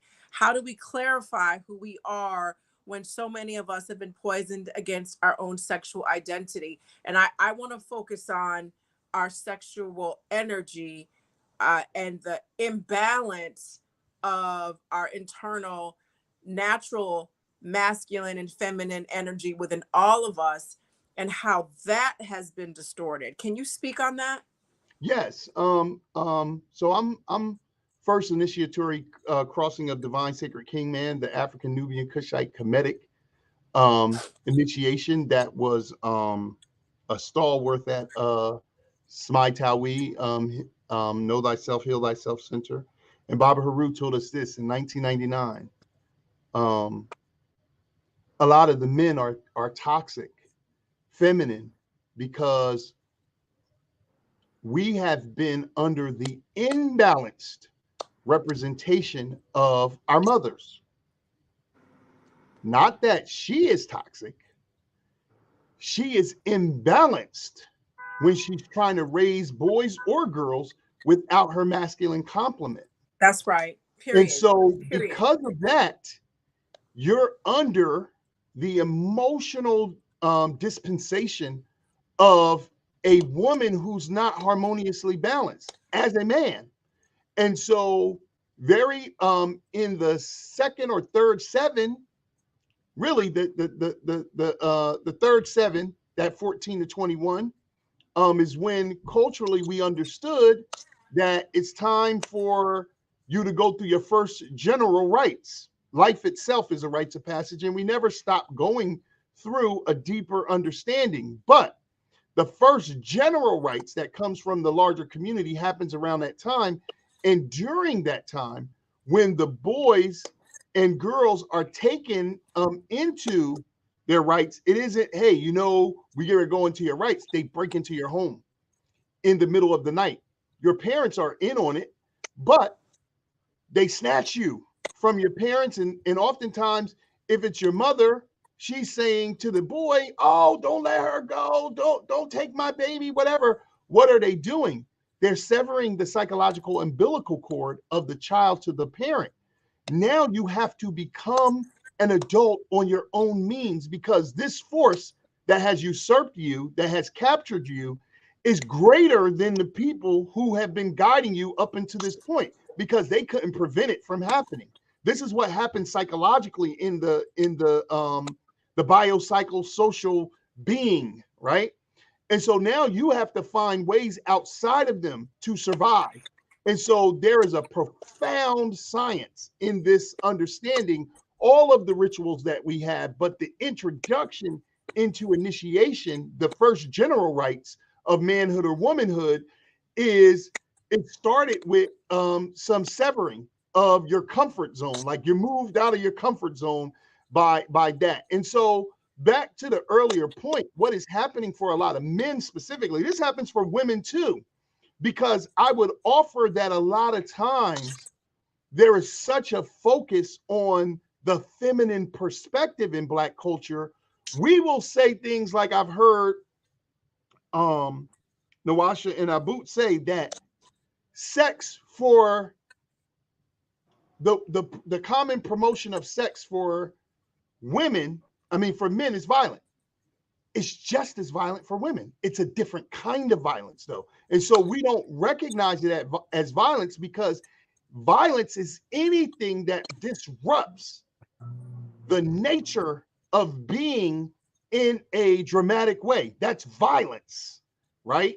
So a lot of women, the violence is a fairy tale. That's violent.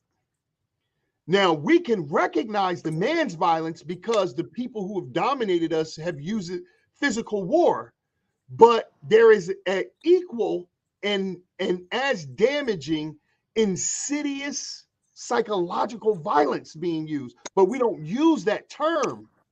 And I always find it as a therapist, I find that interesting that we don't use what's happening, we don't call what's happening to women sexually as violent, but it absolutely is violence, right? We will say men they're being taught to be violent, right? But men are being rewarded by our women for violence. I can't tell you how many people I work with who say in sex, she telling me to smack her, choke her, hit me hard.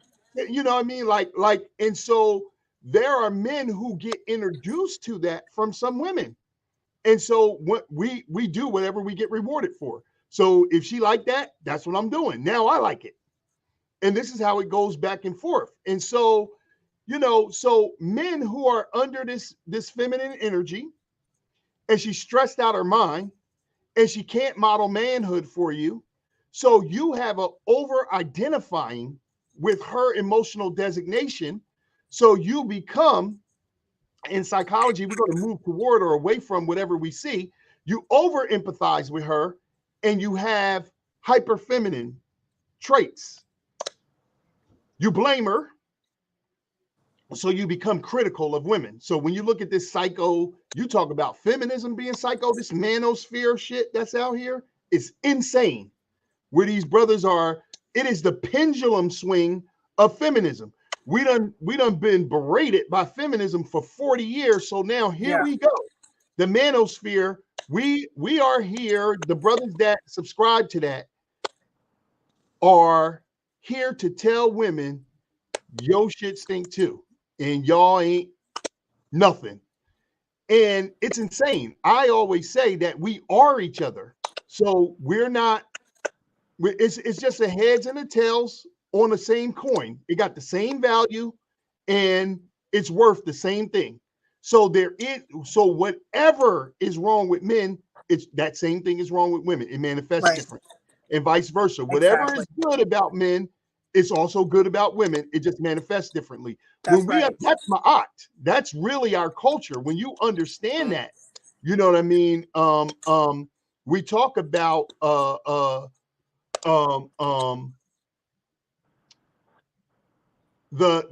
dialectical laws of complements. We call them opposites, but opposites oppose. Complements increase one another. So a key and a key and a lock are complements. They're not opposites. Night and day are opposites. They don't coexist simultaneously. But a man and a woman definitely do that. So I see tons of men who grew up with their mother, but it's not just the damage that is being done by the mother. It's the same damage that's being done by the absence of the father.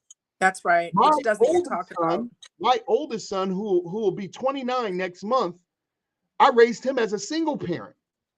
And I met Monwasha when he was 6 years old, right? And then she came into our lives, and he didn't have his mother, right, in his life. So I was there as a father in all of this, right, and getting all of this superficial accolades. Oh, you doing the right thing, and then, and I'm proud of the job that I did with him. But the point is, I was imbalanced because I didn't have that feminine energy to bring the three N's. I had the three P's as a man: protect, provide, and prophesy. But I didn't have the nourish, nurture, and neutralize. And so I look at my son today, and these psychological designations are determined from 0 to 7, the first 7, right? Right when Monwasha first came around, and we committed very quickly, and I said, here's the key. You live here now.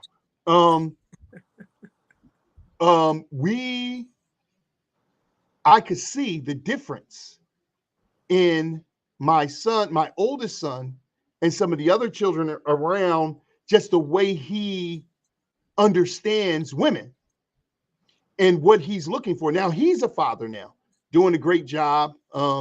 They on something that is not African culture, that black people running around saying they co-parenting, right? And this is my son. I love him. I respect his position. I strive to be an example and to correct my mistakes in front of him so that he has a reference point, right? But him not having a mother present every day, day in, day out, in those psychological foundational 7 years, which is infancy characterized by dependency. What do you depend on psychologically, emotionally, and behaviorally when you don't have balance? Right. There's going to be a skew. I don't care if it's the mom skew or the dad skew. One of them present, they're not at their best. One of them's absent, they're not at their best. So a lot of men are damaged because of two things. One, the overwhelming majority of them are growing up with single mothers, but they're also growing up with absent fathers. That's so right. Not only do they not, they either going to move toward or away from, they're going to have an affinity to or a repulsion away from the personality trait that their mother had. And oftentimes in their immaturity, they mistake that for women. The thing that men talk about, here's the thing you can see. When we teach couple how to consciously court. When you start interviewing men and women, the things that repulse them about the complement sex is oftentimes the personality of their parent that they didn't like. It's not actually men or women. It's actually the things I didn't like about my mother. And then the complex psychological conundrum is I actually loved her, but I didn't like that about her. This plays out because a lot of us as black men, God knows we love our women, but a lot of black men do not like women. Do you hear me? They don't even like you. And let me tell you this, it's the same for women. They like the idea of what they think is romanticism, but they don't actually like what men are. They don't like it. They're not used to it. They don't know it. They haven't had no experience for it. And when it shows up, they're like, where is the dude from the fairy tale that I've been living in my mind? Because your ass is something else. We don't actually like each other. Now, this is not our nature. This has been nurtured into us through oppression. And this is what we got to understand. So this is why it's so important to not just see our spiritual and cultural initiations as an alternative to Abrahamic religions. It's all our thought, speech, and action, our clothes, the words we use, the way we make love, the partners we pick, the friends that we have, the way we defend ourselves against this insidious system that is disenchanting us and disempowering us on multiple levels. So when it comes to sex and intimacy, we're saying decolonize your sexuality. That's because right. It's certainly been colonized. That's and right. If you want to reach the highest levels, I mean, I'm waiting for Monwasha to come back because I wanted to talk about, we talk about that orgasm. There was a phase in our relationship, we were hitting it 85% of the time. The orgasm? As business. Yes. Okay. Together. As business changed, as more children came in the family, as our sitting time decreased, as different stresses increased, we started noticing this going down, down, down, down.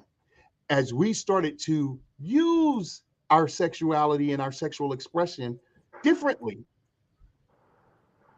we have this system called the 52 date night challenge, where it has the balance, it has the 7 principles of Ma'at in it, right? And it has harmony, it has balance, it has 2 dates in the house and 2 dates out of the house for both people. So I host Monwasha in the house and I host her out of the house. We keep the budget like $25 when you go out the house, so you can't do nothing. You can't even go to the movies because we don't want you to get into spending a whole bunch of money. It's about spending time, because you've got to create intimacy when you're spending special time together. Then we've learned how to get 15 minutes a day. A busy couple like us with a large family, you get about, we were just telling a group of couples the other day, we got this intimate communication course that's running right now. It's called Akoma Heart to Heart. We were telling them, it's a couple in there from Ghana. They've been married. Well, when we started a couple weeks ago, they've been married for 19 days. We told them, now they don't have any children, so they're together all the time. And you're enjoying yourself. Soon as you crystallize your purpose, your love purpose, right? So you take your two life purposes and then you unify them for a soulmate purpose, right? Soon as you get into that work, as soon as you start bringing some new souls in this life, in your daily life, you're going to get about 30 minutes a day. You got to maximize it. So we let our children know this is our time. We're going to spend 15, 20 minutes.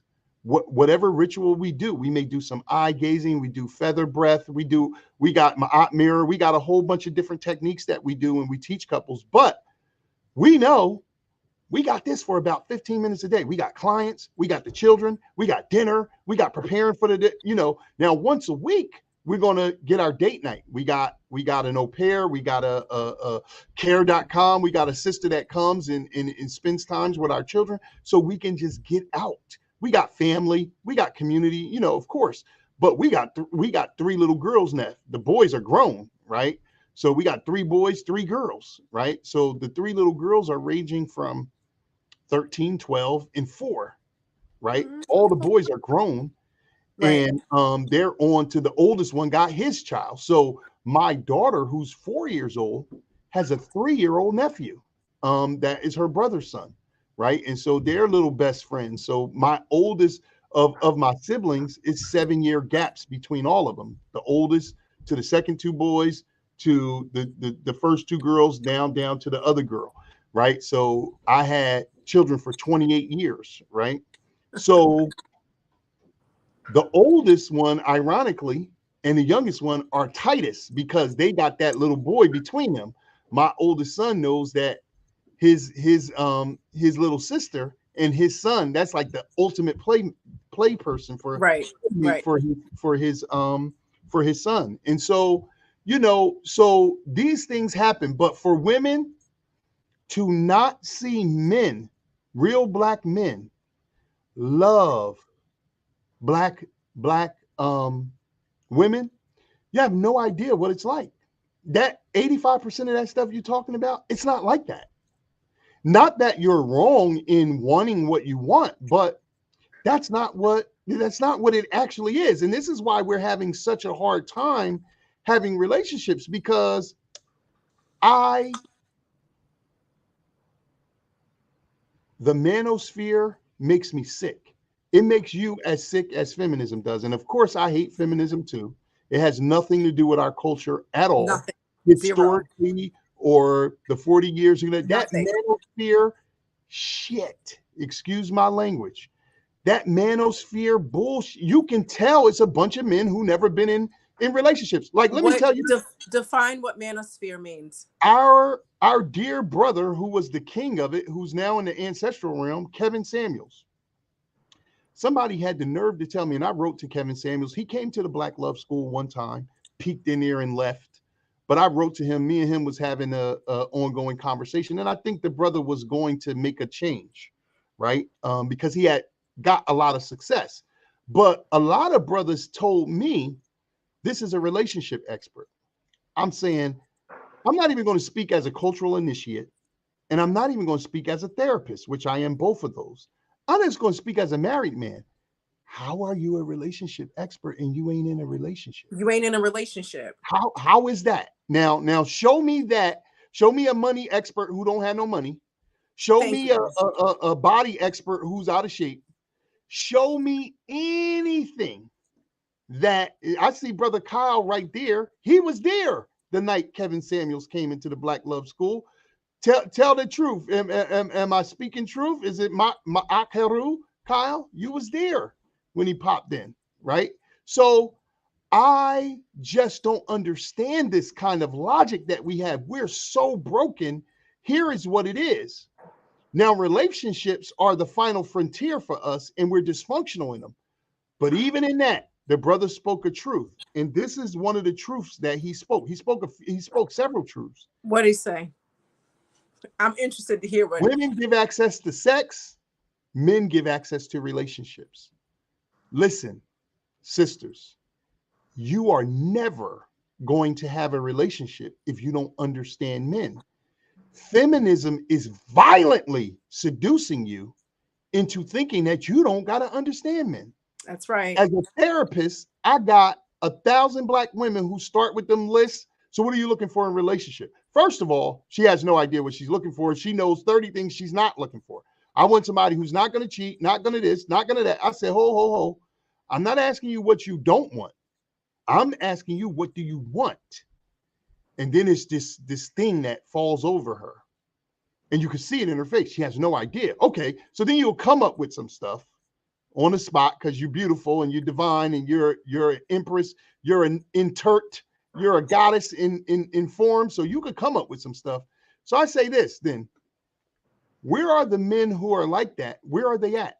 What do they do? What do they read? Where do they congregate? What are they about? Nothing. You have no idea. And here's what I say. Not only do you have no idea, you don't even care, because the people who have seduced you told you that shit don't matter. It doesn't matter. And you believed them. Like, and you believed them. And you believed them. And now here you are. We posted something in the Black Love School. For the members in the Black Love School, we got a private Facebook group, right? And I posted this video where this African brother was saying, in the West, we have a misnomer that says 45 and 50 is middle age. Most of us, because of our lifestyle, our diet, our body, our environment, we're not living to 90. Guess what middle age is? Like 29, 30. That's middle age.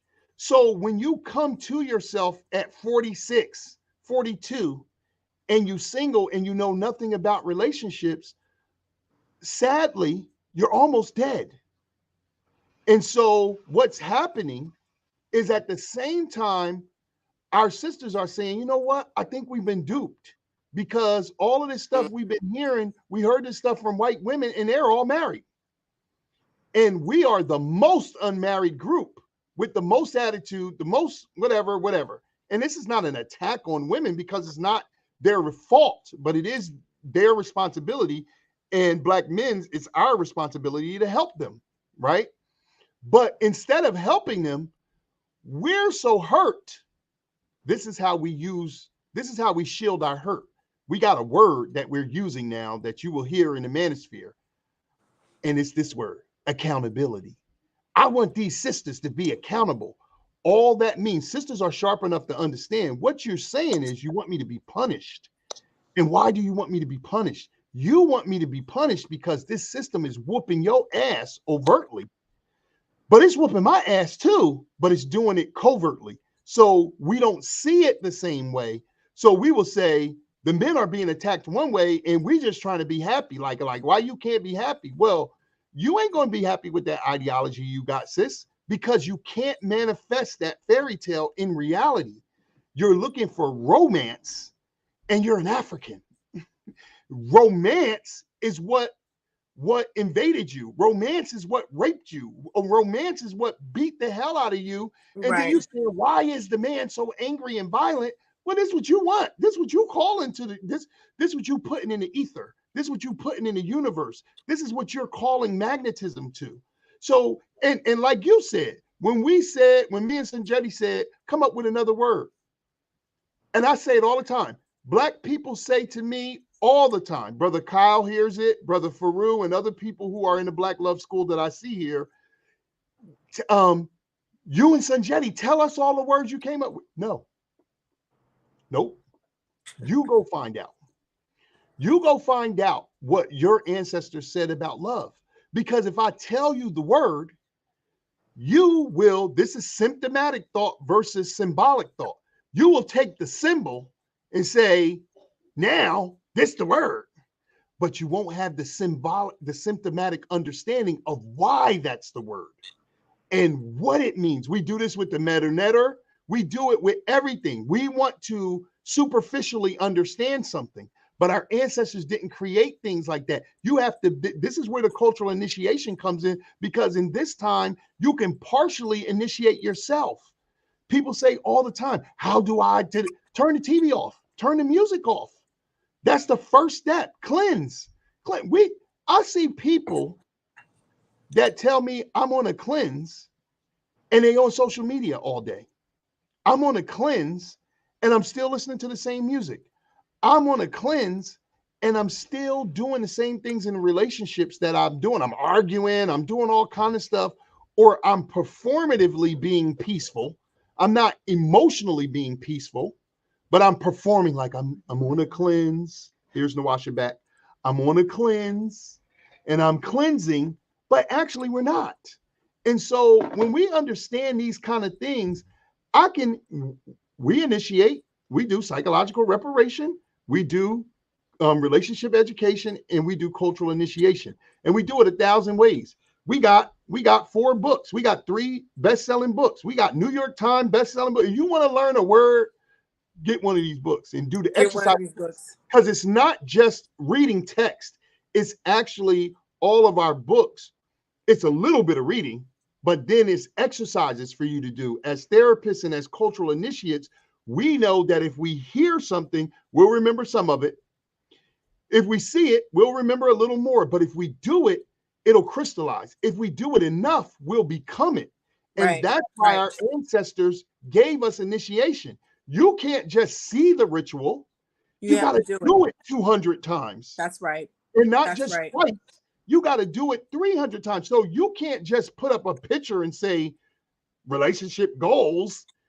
You got to be in a relationship for a few seconds, 7 years, 14 years, 21 years, 28 years, 35 years, 42 years, which to our culture, that's a baby couple. We're a baby couple out here, 21 years together. And we're looking at people who are so hurt and dysfunctional and have no relationship education. They have no psychological reparation. They don't know the techniques or the things to heal themselves emotionally, but yet they're like cultural initiates, or even worse, they're feminists. I agree with you, Abut. I see so many people talking about, I was down in Atlanta with a group of beautiful sisters talking about we black feminist, womanists, Kemites, eminists. I'm like, if y'all don't get out of here with that shit, like so get out of here with that. So the way I feel about feminism is a little, I don't want to say irrational, but I hear a lot of nonsense, a lot. And I'm gonna tell you, for a variety of reasons, a lot of it just rolls off my back. And because I understand the psychosis that put us culturally where we are mentally, and the fact that we listen to the same people who at the same time we know they're not good for us, but then we listen to them. And then when they're questioned, because I question them, there's no answer for that. But feminism is one that really just gets on my nerves in a way. I can imagine that's as a little bit more black woman, it would drive me insane.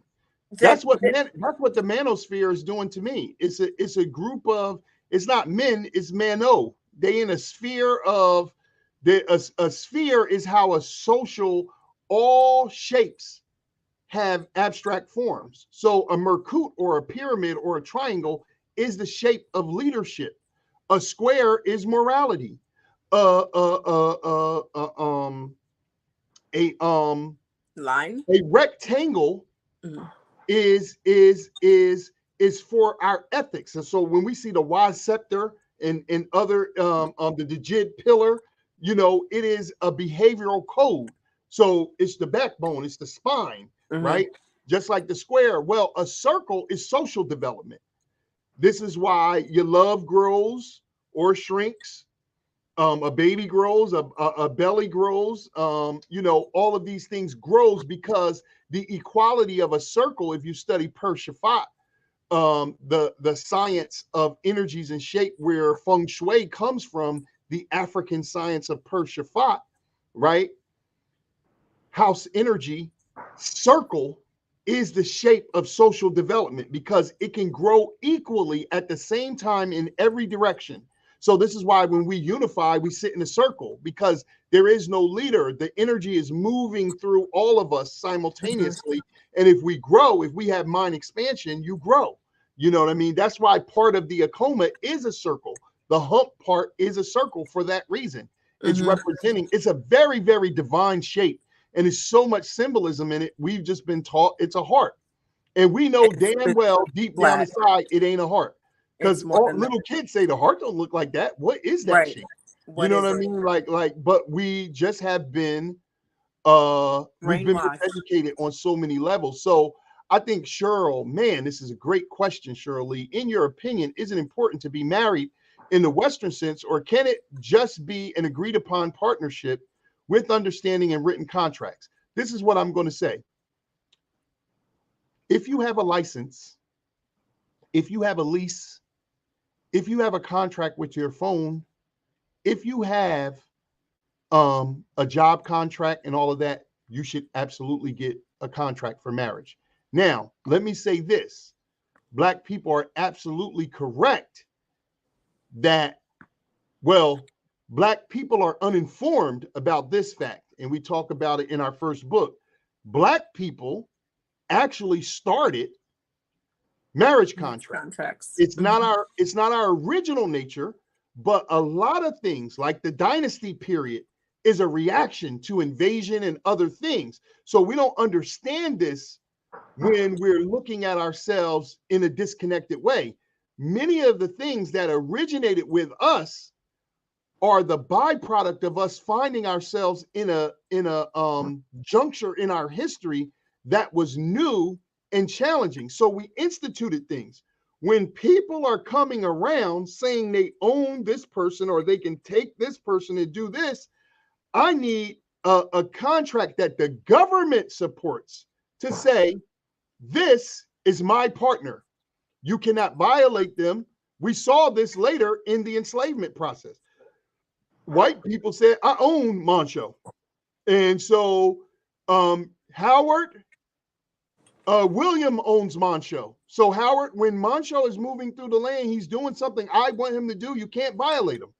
And if you violate him, he's mine. You can't violate him. Well, long before that process happened, what we saw was for the nation state. See, we haven't seen an intact Black culture. We only study them. So we can't even fathom what a nation state is like, where you have 300 or 200 million people that are Black and that we are functioning. So beautiful.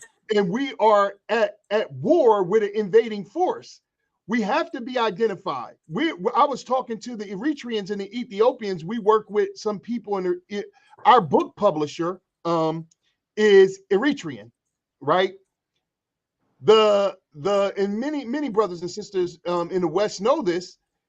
The Ethiopians don't have surnames. They don't have, a lot of them don't have last names because your names are attributes of your character, and you're giving another name every time you go through initiation. I know Jabari and Anika, when we've done interviews with them, you know, all the great work they're doing in Ghana and stuff like that. When you meet these nanas, when you meet these chiefs, every time they go through a higher level, they get a new name. When you meet them, it's like Nana, Chief Kawana, Kabina, Kaduna, Dalana, Badana, Dana, Ghana. And then in 2 more years, you come back and meet them, and the name is like 3 names longer. But in the West, we'll say, so what's your last name, though? Well, the last name is the last initiatory experience. But here we mean, what's your surname? So you can find Eritreans, and Ethiopians right here in New York City, or right in the Eastern world, or Western, the Western part of North America. They don't really have surnames. They're here. They're over here. So I'm saying this to say this. It's a dual answer. I think a lot of brothers have to, it's a great question, Cheryl. And I see a lot of sisters are now they're now advancing this idea, right? A lot of brothers have started this because we don't want the responsibility of marriage. So we're saying, I don't want to do the white man's Union. legal marriage. We can just be together and all of that. But I say, if you have submitted to this white man's law, so first recognize that even though it's not our ancient nature, we started it before anybody else did. We started it, right? So that's number one. Number two, how you got a contract for a cell phone and you don't want a contract for your wife? Right. How you got a contract for your apartment, your car, Yeah, your everything. job? You got a bus pass, my G, and it's a contract with that. You got a MARTA pass or wherever you at. You Not don't MARTA. want something for your wife Right. and your children? Like, Right. cut it out. Cut it out. Or we say, it's not our nature to be polygamous. You don't understand this symbol. This symbol is not a metaphor. It's an actual symbolic thing of a symptomatic thought. And this is what I'm saying. Infudishi talks about this all the time. You have to understand the symptomatic thought or else you'll get lost in the symbol. What This does is that not mean? What does symptomatic thought? What does that mean? Symptomatic thought. What is that? symptomatic thought means the deeper understanding of the like he said in the Metal Netter, when we look at the sound, he said the symbol is the vulture, right?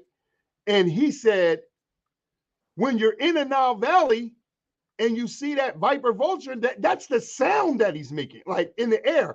Ah, ah. Now, if you never been over there and you never saw that, you're just looking at this and says, this but you don't Right. really understand why it's And so when There's we no look at this experience with symbol, when we look at the symbol called a heart, that's actually an akoma. This bottom point is the starting point. The man and woman is actually one being, literally separated and then put into the womb of a different woman at conception. This is actually the soul mate. Everybody has one soulmate now because you are the feminine part or masculine part of the same being. Now, the Neteru, when you look at the Memphite theology, you're going to see all of the Neterus have a feminine and masculine energy. right. They're born simultaneously, all the way up to Astanasar, who are materially born um, simultaneously. This symbol is all that story in there, that we're separated and we come back together. And they usually meet as children. This is why we have Hansel and Gretel, Jack and Jill, and all of that, because you usually would meet your soulmate as a child. But when you meet them, you're actually re-meeting the other part of yourself. Now, through invasions, when our men were being killed, Black women created a system. Black women created a system that said, you are my sister. You deserve to have all of the benefits of marriage for your children and for you as a woman. So your brother's husband, your husband's brother will take you on as a wife, or I will share my husband with you. So now, of course, we have polygentry, polyandry, and it has morphed. It's 11 countries. It's 11 countries in the world that it's legal. But Joker's running around here talking about, I think our nature is polygamous. So I say, okay, if you think that, get married one time then. So you can get married twice, and 3 times, and 4 times, and 5 Right. times. Because gami means marriage, and it's legal. It's illegal. So then they say, well, I'm polyamorous. I love many people. Well, take care of them, because the roles in marriage, 3 P's for men, 3 N's for women. Do that. And if you could do that, that's peace. I'm not against it. We have clients who have been in polygamous relationships. But let me tell you something as a therapist, those children are insane. Let me tell you that. So, That's and I'm that's speaking for another myself. Tuesday talk. Yeah, I'm speaking for myself as well because I tried to live that way until dealing with 4 or 5 women. 2 of them got pregnant at the same time. So I got some context on that, my brother. I'm just saying that All your business. this. I mean, I'm fully transparent because like the person said earlier, Western psychology, they tell you as a therapist, if the person asks you, are you married? Tell them that's not important.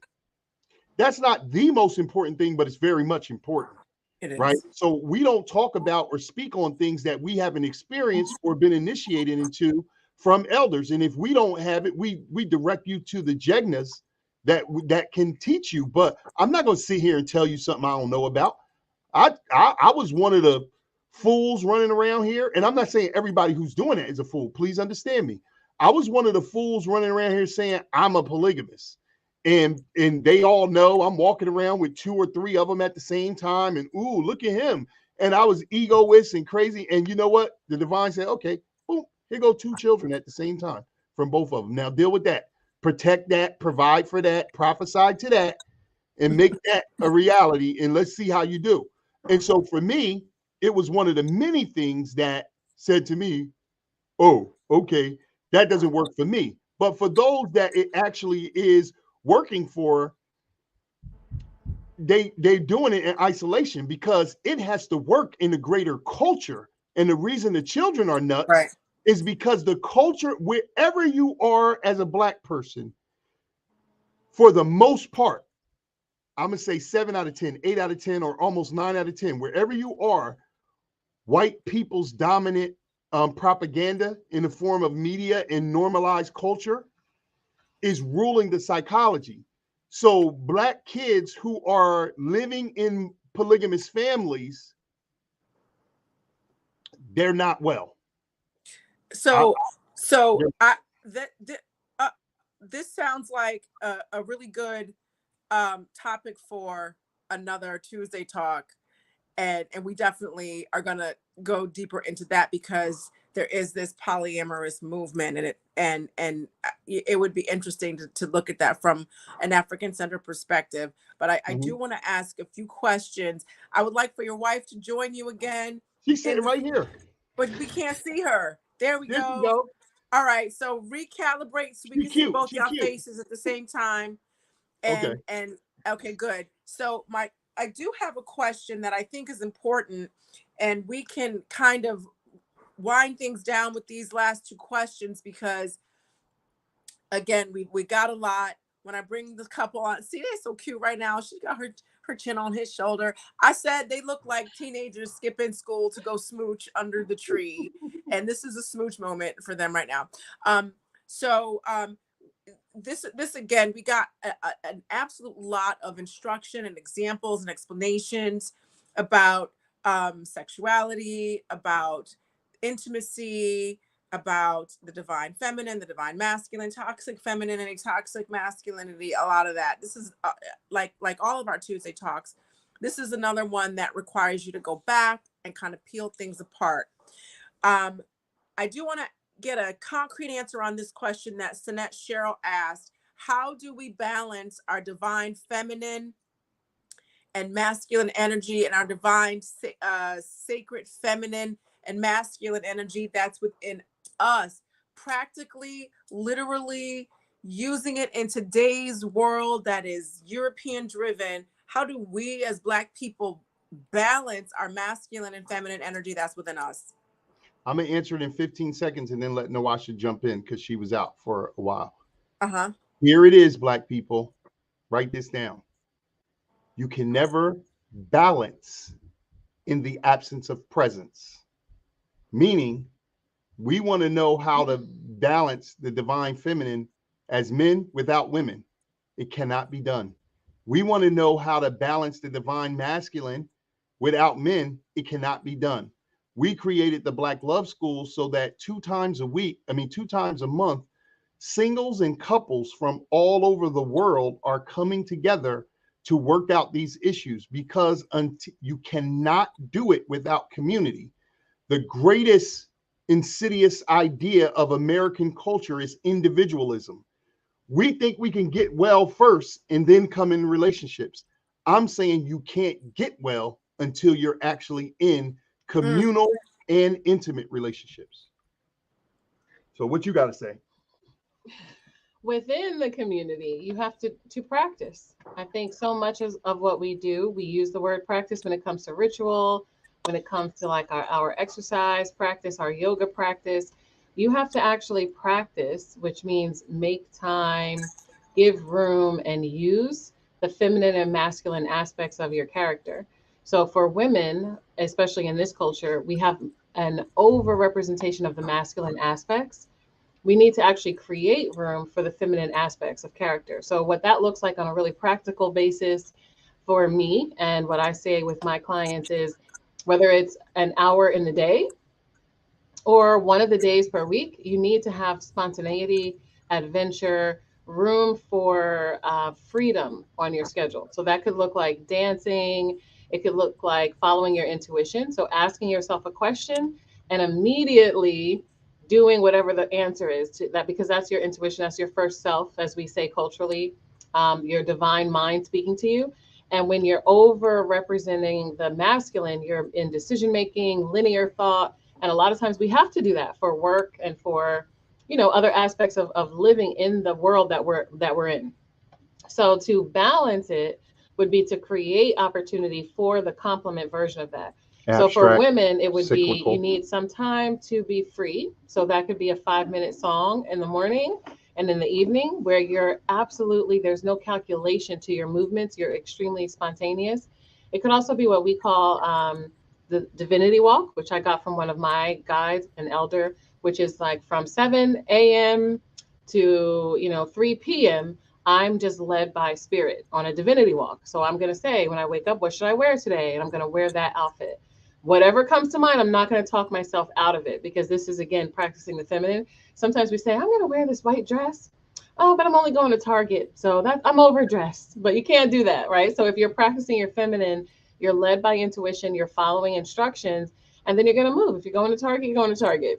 But after that, you have this idea of, oh, I want to stop for this, or I think I should get a book, or I think I should fill up my gas tank, or whatever comes to your mind, you're going to be very aware of and do those things because it could be that you meet someone there, or it could be that you see something there. So the idea is if you have too much linear thought, too much over or preparation or, pre decision making type things, you need to create room for spontaneity.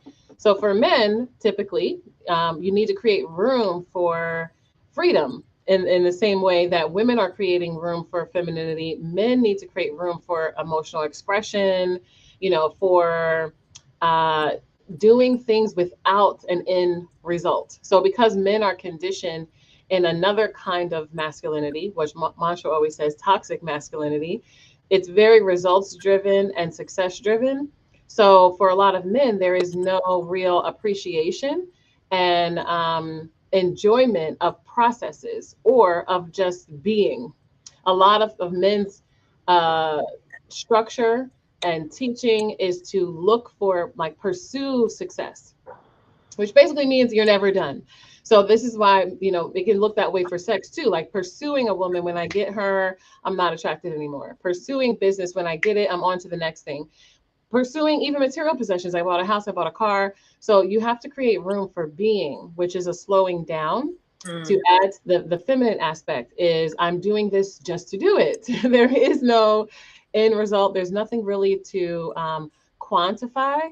It's really just about the quality moment. So that could look like I'm purposely going to give myself a prescription to watch a sunrise or a sunset. And I'm going to sit there for the 15 minutes that it takes to see the sunset.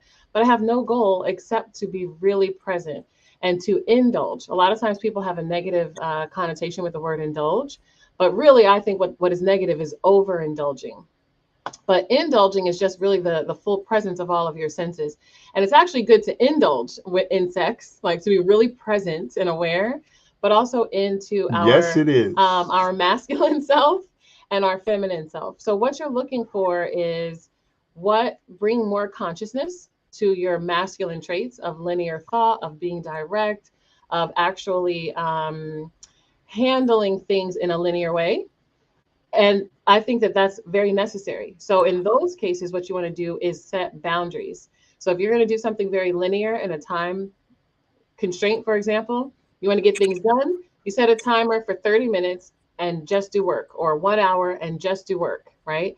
But then you have a break of 5 minutes, whether that's to close your eyes, to meditate, to listen to ocean, to do whatever, so that you're not over indulging in the masculine thought of work, work, work, work, work, work, work, because those lists never actually get done. You have life for as long as you have life, you're going to have a to-do list.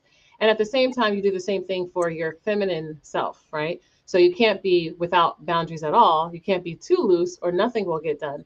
But you do have to give yourself, whether it's the 3 to 5 minute song, or 4 hours, 6 hours of freedom. You are still setting parameters of a beginning and an end, but what happens in the middle is allowed to actually develop on its own. And this is where you have the spirit involved. Even when we set up our rituals and things like that, we might say, I'm going to do this ritual at this time, I'm going to light a candle, I'm going to sit in front of my altar. Those are some of the mechanical types of things, or the linear types of things that are setting the boundary. But what actually happens in the moment, we don't know what's going to happen. But ideally, you want to be as fully present to be able to accept if you're inspired, if you have divine instruction. And those are the types of things that, if we don't practice, we also have a numbing with that, a numbing with order, that we can be too rigid or not have any boundaries. And we also have a numbing with intuition, where we are constantly, especially as Black people, talking ourselves out of listening to our first self. So in order to recalibrate, you actually have to practice doing those things. And I would suggest like starting very, very small so that it actually gets done, and saying, hey, I'm going to give myself 2 hours or 3 hours one day a week. And I'm going to give myself, 15 minutes in the morning and 15 minutes in the evening. And if you can't do that, really be like, I'm going to do 3 minutes in the morning and 3 minutes in the evening. You'd be surprised what can happen with a very small practice if it's consistent, versus really saying, I'm going to take 2 week vacation or take a year sabbatical. Those things are great if you can do it. If you can do it. On the day-to-day basis, you are both things, masculine and feminine. You have the range of the polarity, and we are all going to fall at different places on the polarity at different times in our life. As a woman, I might say I was more or less feminine at any given period, but it's also very important to know that I'm consciously practicing aspects of character, and that I can activate those within myself, or at least become aware of them. They're already activated, but I become aware and more in tune with them. So those are really practical things that you can do that help you have order, and also help you have flexibility and room for creativity and inspiration. Watch your partner in silence, men, and appreciate it. That's going to help you effeminize a little more. Watch your partner in silence, being their authentic self, women, and it will help you masculinize. In balance, we need that. And then it's, so many different levels. The food we eat, a lot of men eat feminine food. It's the sugar is a lot of estrogen is in the sugar that's in everything, and all the starches and stuff like that. And for those of us that are carnivores or eat meat, we eat all the feminine meat. The men from the islands, they eat masculine meat. They eat ox. They eat, buffalo and other things. But around here, we eat the chicken, not the hen. We eat the cow. The rooster. We eat the cow, not the ox. The bull. We're eating even. Dr. Africa was telling me most of the low cost fish is feminine, as opposed to some of the more masculinized species. So these things are by design. The social structure is masculine by design, to have men's way be the way. That's the overt. The covert structure is edifying women. Her beauty, her energy runs the world, but it's out of balance. And it's done that way to make the men black men weaker, and then to make black women stronger in an imbalance. The man Right. is weakly imbalanced, and the woman is, she the woman king or whatever. Like she the warrior, right? She's the fiercest fighter. I mean, we see this in Sekhmet, but even that is if we don't understand the symptomatic understanding, then the symbol becomes distorted. So it's back to symptomatic thought versus symbolic thought. So I hope that that gave you guys some very practical ways to, without, even if you don't have a mate, there's still a way to be in tune with your natural masculine That's right. energy and We feminine teach it. Let me put energy. our stuff in the chat. Where's And the chat? I got you. Hold on. I got you. We don't Okay. have to rush that part. And Okay. also, please understand that when you are coupled, when you have your complement, the masculine and femininity within you interacts with the masculine and femininity in your mate, And and they that is harmonize. how it's balanced That's right. ultimately. That's right. Because we're not supposed to be uncoupled, we are supposed to be mated, we are supposed to be together, we're supposed to be like these two over here skipping math class. Yeah. That's we're supposed to Nawasha be over like here that. squeezing me underneath the camera. She's frisky right now. And you know what? I know it because I can see how she does. Where else are her arms? Oh, now she want to show her hands, but she ain't showing her hands the whole time. Yeah. She gonna try to show her hands now. She been. See, when we do this kind Wait, of stuff, where are we? we I try to. see you, girl. Really, really close. Yeah, we sit really close, and it starts to get stimulating. We try to see who's gonna break first. Like, what I'm gonna do to get you to break. When you see one of us move out of the Oh my screen, we had God, to that's take a too breath. much. Wait, that's I don't need to know all that. So anyway, we got sidetracked a little bit, and it's funny because it's the same thing with Anika Jabari. Jabari be Yeah, touching yeah, Anika, yeah, yeah, yeah, yeah, yeah, be yeah. doing this or whatever. So I mean, and it's cute, and I think it's cute because it's like middle school type stuff, but that is also Absolutely, absolutely. really endearing, and it's good to see Black couples who are like that at home. There's a couple, Mr. and Mrs. Hall. They've been together for I think like over 50 years, and they live on a street where they lived in this. I grew up with that family, like playing with Right, them and stuff like that, and they live in the same house they did back from 50 years ago or whatever. And some of their children, like 3 or 4 of their children, have homes on a street. Solomon, Josh, yeah, 4 of them, of the 7 of those kids, live on the street. And so then wow, there's another couple with their daughter who is like a part of the crew, right? I don't live right, on the street. I live in New York City, so obviously I don't live in Hartford. But my point is, all of them are like they are family, and that particular street, growing up visiting them and kicking it with them and hanging out with them and running around the street, has always had this family village feel. So like this street is like this anomaly of Black families where you have a Black woman married to a Black man, and all the babies match, and they've been on the street forever, and it's like a microcosmic snapshot of how things can be and how things can function, you know and so I just wanted to recognize that there are some couples, some Black couples that have been together forever, and when you find them, and it's a healthy pairing from what you can see, try to get next to them, try to learn from them, just yeah, that's see what was the dynamic that kept them together, for all of this time. So I want to shout out Lee Artist for hitting up the Cash App, because that's definitely appreciated. And then there's someone else, and I'm sorry, my iPad, I gotta turn my iPad back on. Y'all see some of the production. And Tiaka Isaac, I want to give you a shout out and thank you for hitting up the Cash App. Now, people, we done heard these people talk for close to 3 hours.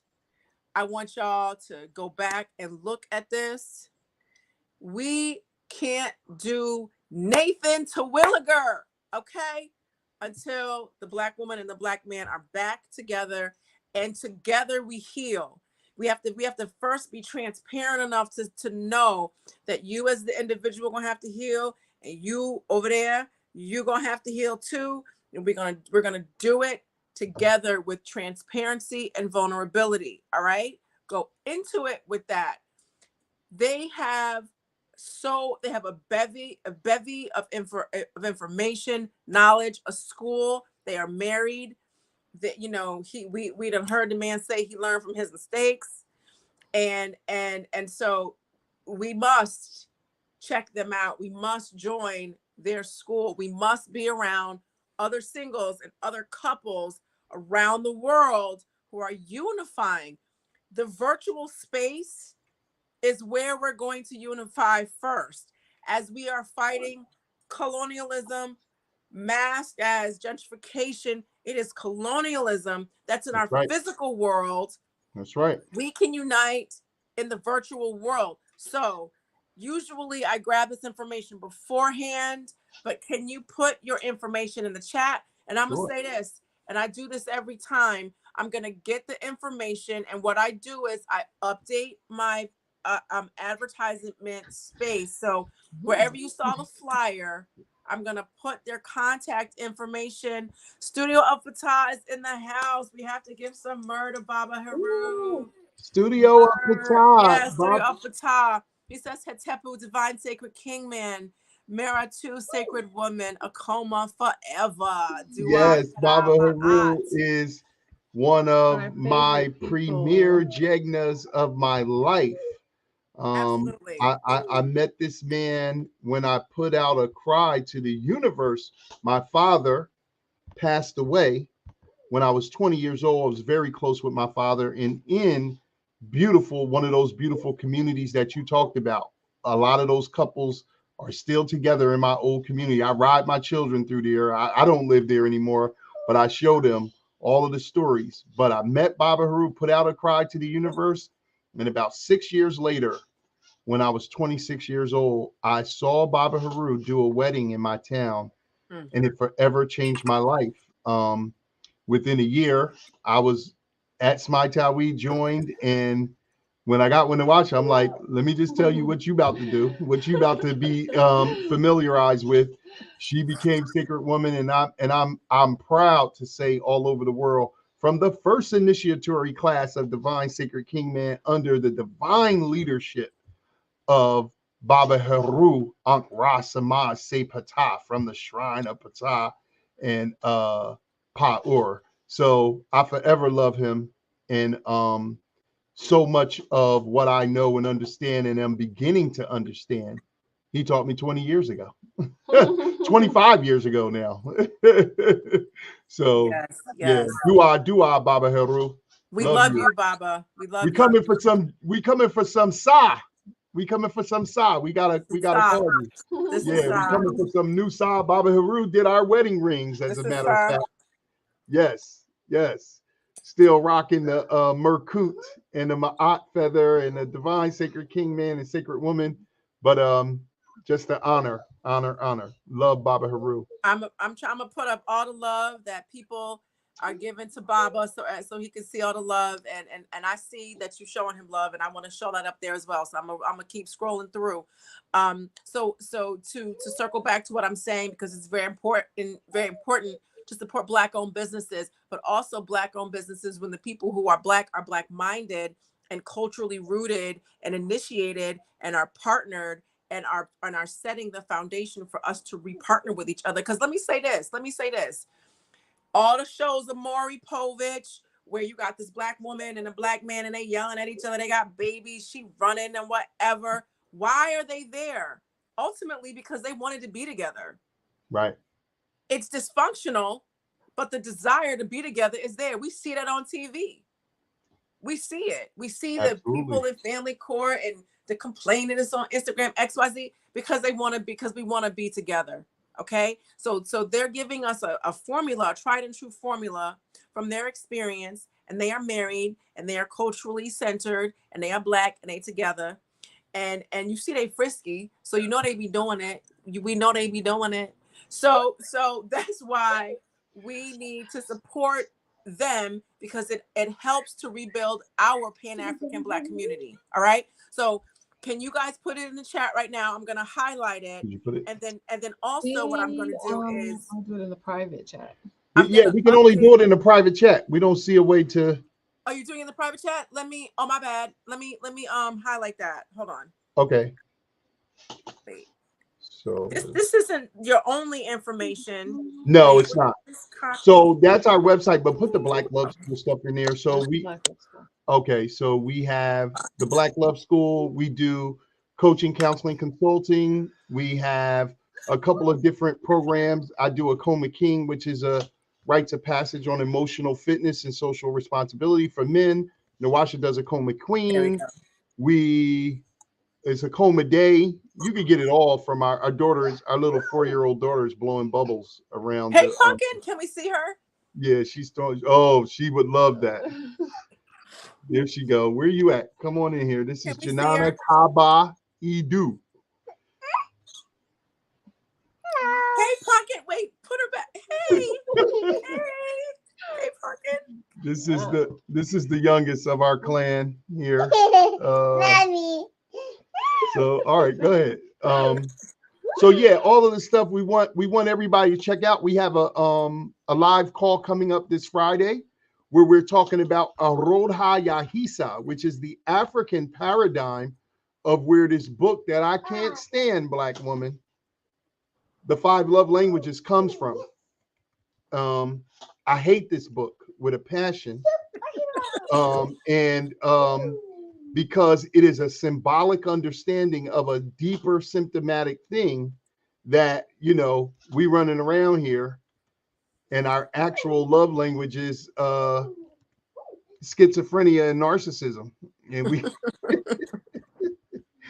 we've been duped into something. But Arodha Yahisa is talking about the fact that we all receive and demonstrate love in a what we call in psychology in a particular modality or submodality. So if you're a visual person versus an auditory person versus a kinesthetic person, and then how are you a visual person is the submodality. How are you a kinesthetic person? How are you? And so understanding this and harmonizing this with your partner is is a very deep science that is profound. When it got superficialized, it became the 5 love languages. And so it's actually 7 senses, not 5, in African spirituality, because thought and emotions are the first of 7 senses. And then you have the 5 physical ones. When we don't understand this, we're trying to take that. And that book, I hear so many people in sessions, so many sisters talk about that book. No disrespect to the sisters. It's just one of the books that the women are into. Men have theirs. They talk about that book that was written 30 something years ago, and I think in 92 it was written, and Black relationships have declined steadily since then. That book hasn't helped us at all. It doesn't work. And you can't utilize that to deal with what's wrong with us, because No. the people who, this is what I say: Black people are the only group of people who actually read the books of their oppressor to get better at relationships. That's so profound. Not And this Black person. Let me make sure. Not that's this so one. deep. When you ask a Black person, name 10 relationship books written by Black people who are in relationships, it's the same reaction you get when you say, what's another word for romantic? They like, is it 10 of them? Do 10 of them exist?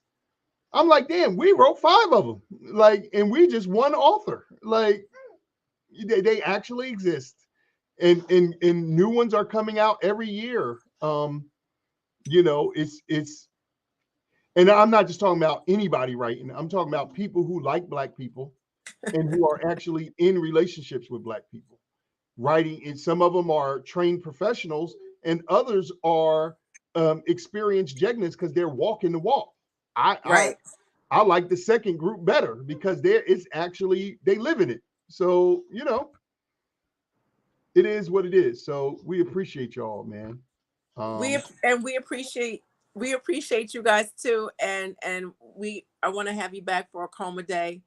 Yes. And Oh, we got and Jabari and Anika coming back with us again. I didn't tell them yet, but they said whenever y'all want us to come back, we coming back. So y'all about to come back. I'm going to send you an email, Jabari and Anika, because we're going to do this year's theme of Akoma Day is initiate your love. Every year we do oh something, wow. and Okay. we're talking to couples that do initiations for Black people. And so we got a super lineup, Supernova, Layla, here we come. Jabari, Anika, we got a super lineup, people that'll be joining us every day through the 7 days of Akoma Day from February 14th to February 20th. And we'll be talking about the depth, profundity, and how being in a relationship. Baba Haru taught me this. Your life and your relationships are the ultimate initiation. So your family, your siblings, your community, as you're saying, Abu, I do this work because I grew up around 30 families I can name off the top of my head where the Black people were together. They're still together. I'm 52. A lot of them are celebrating 57 years together. They've been together my entire life, living in some harmonious Black love. And me and the people who were blessed to be from my neighborhood, we always say you can tell Black people who didn't grow up around that. Now, there was some other issues there because we was in the middle of some crazy white folks, and a lot of those Black people did not have the depth and profundity of culture that some of the rest of us have. But they actually had a true and living love that was operating, Right. and they weren't Right. together just because of the children or whatever. They're on their great grandchildren, some of them, and they still together. Right. So, and That's so everybody's beautiful. grown and out of the house. So, you know what I mean? Yeah. To see that and to have that be normal, Right. it did a lot for a person like me who came from a lot of dysfunctions and had a lot of psychological issues in my life. It helped Right. normalize me. And that's why part of the gift that I'm sharing with the world is based on that. So I honor them at all times. So, Okay.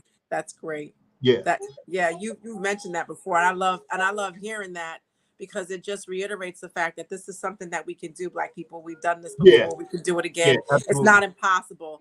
Yeah, It just takes acknowledgement, some vulnerability, and some work. that's So, right. you know, I want to thank the audience and the viewers for Yes. making Tuesday Talk always great and what it is. And I also want to thank our guests for coming here and bringing the truth. We had a nice, great conversation about intimacy, about sex, and everything in between, and everything that unites it. And of course, we have a lot of information and tools that we can use to really make a difference individually and with our and helping us get coupled. Now, again, I am going to put all of the links, etc., um, on the Shrine public page where a lot of you found this. So you just give me like 15 minutes and it'll be up there, and so that we can support these Black-owned businesses and also help reunifying each other to help build and rebuild the foundation of our community. It's what we need before we can do any. Ain't gonna be no Black community, Black banks, Black nothing until we come together to have that foundation. The Period. Black relationship. That's it. We're going to send you the link for this Friday's live call. So Okay. any couple or any single person can join this Friday's live call where we talk about the art and science of the Arodha Yahisa, which is the register of senses. This is where this distortion called the five love languages comes from, and how you need to understand how to harmonize if you're a kinesthetic person who likes to touch and feel and you mate with a visual person or an auditory person. What are their modalities and submodalities? How do you harmonize that so that you can both have a fulfilling experience, and not beat each other up because you don't love like I love. I love different. And the white man said, what's your love language? It's just narcissism and psychosis. With some Acts of sprinkles on top.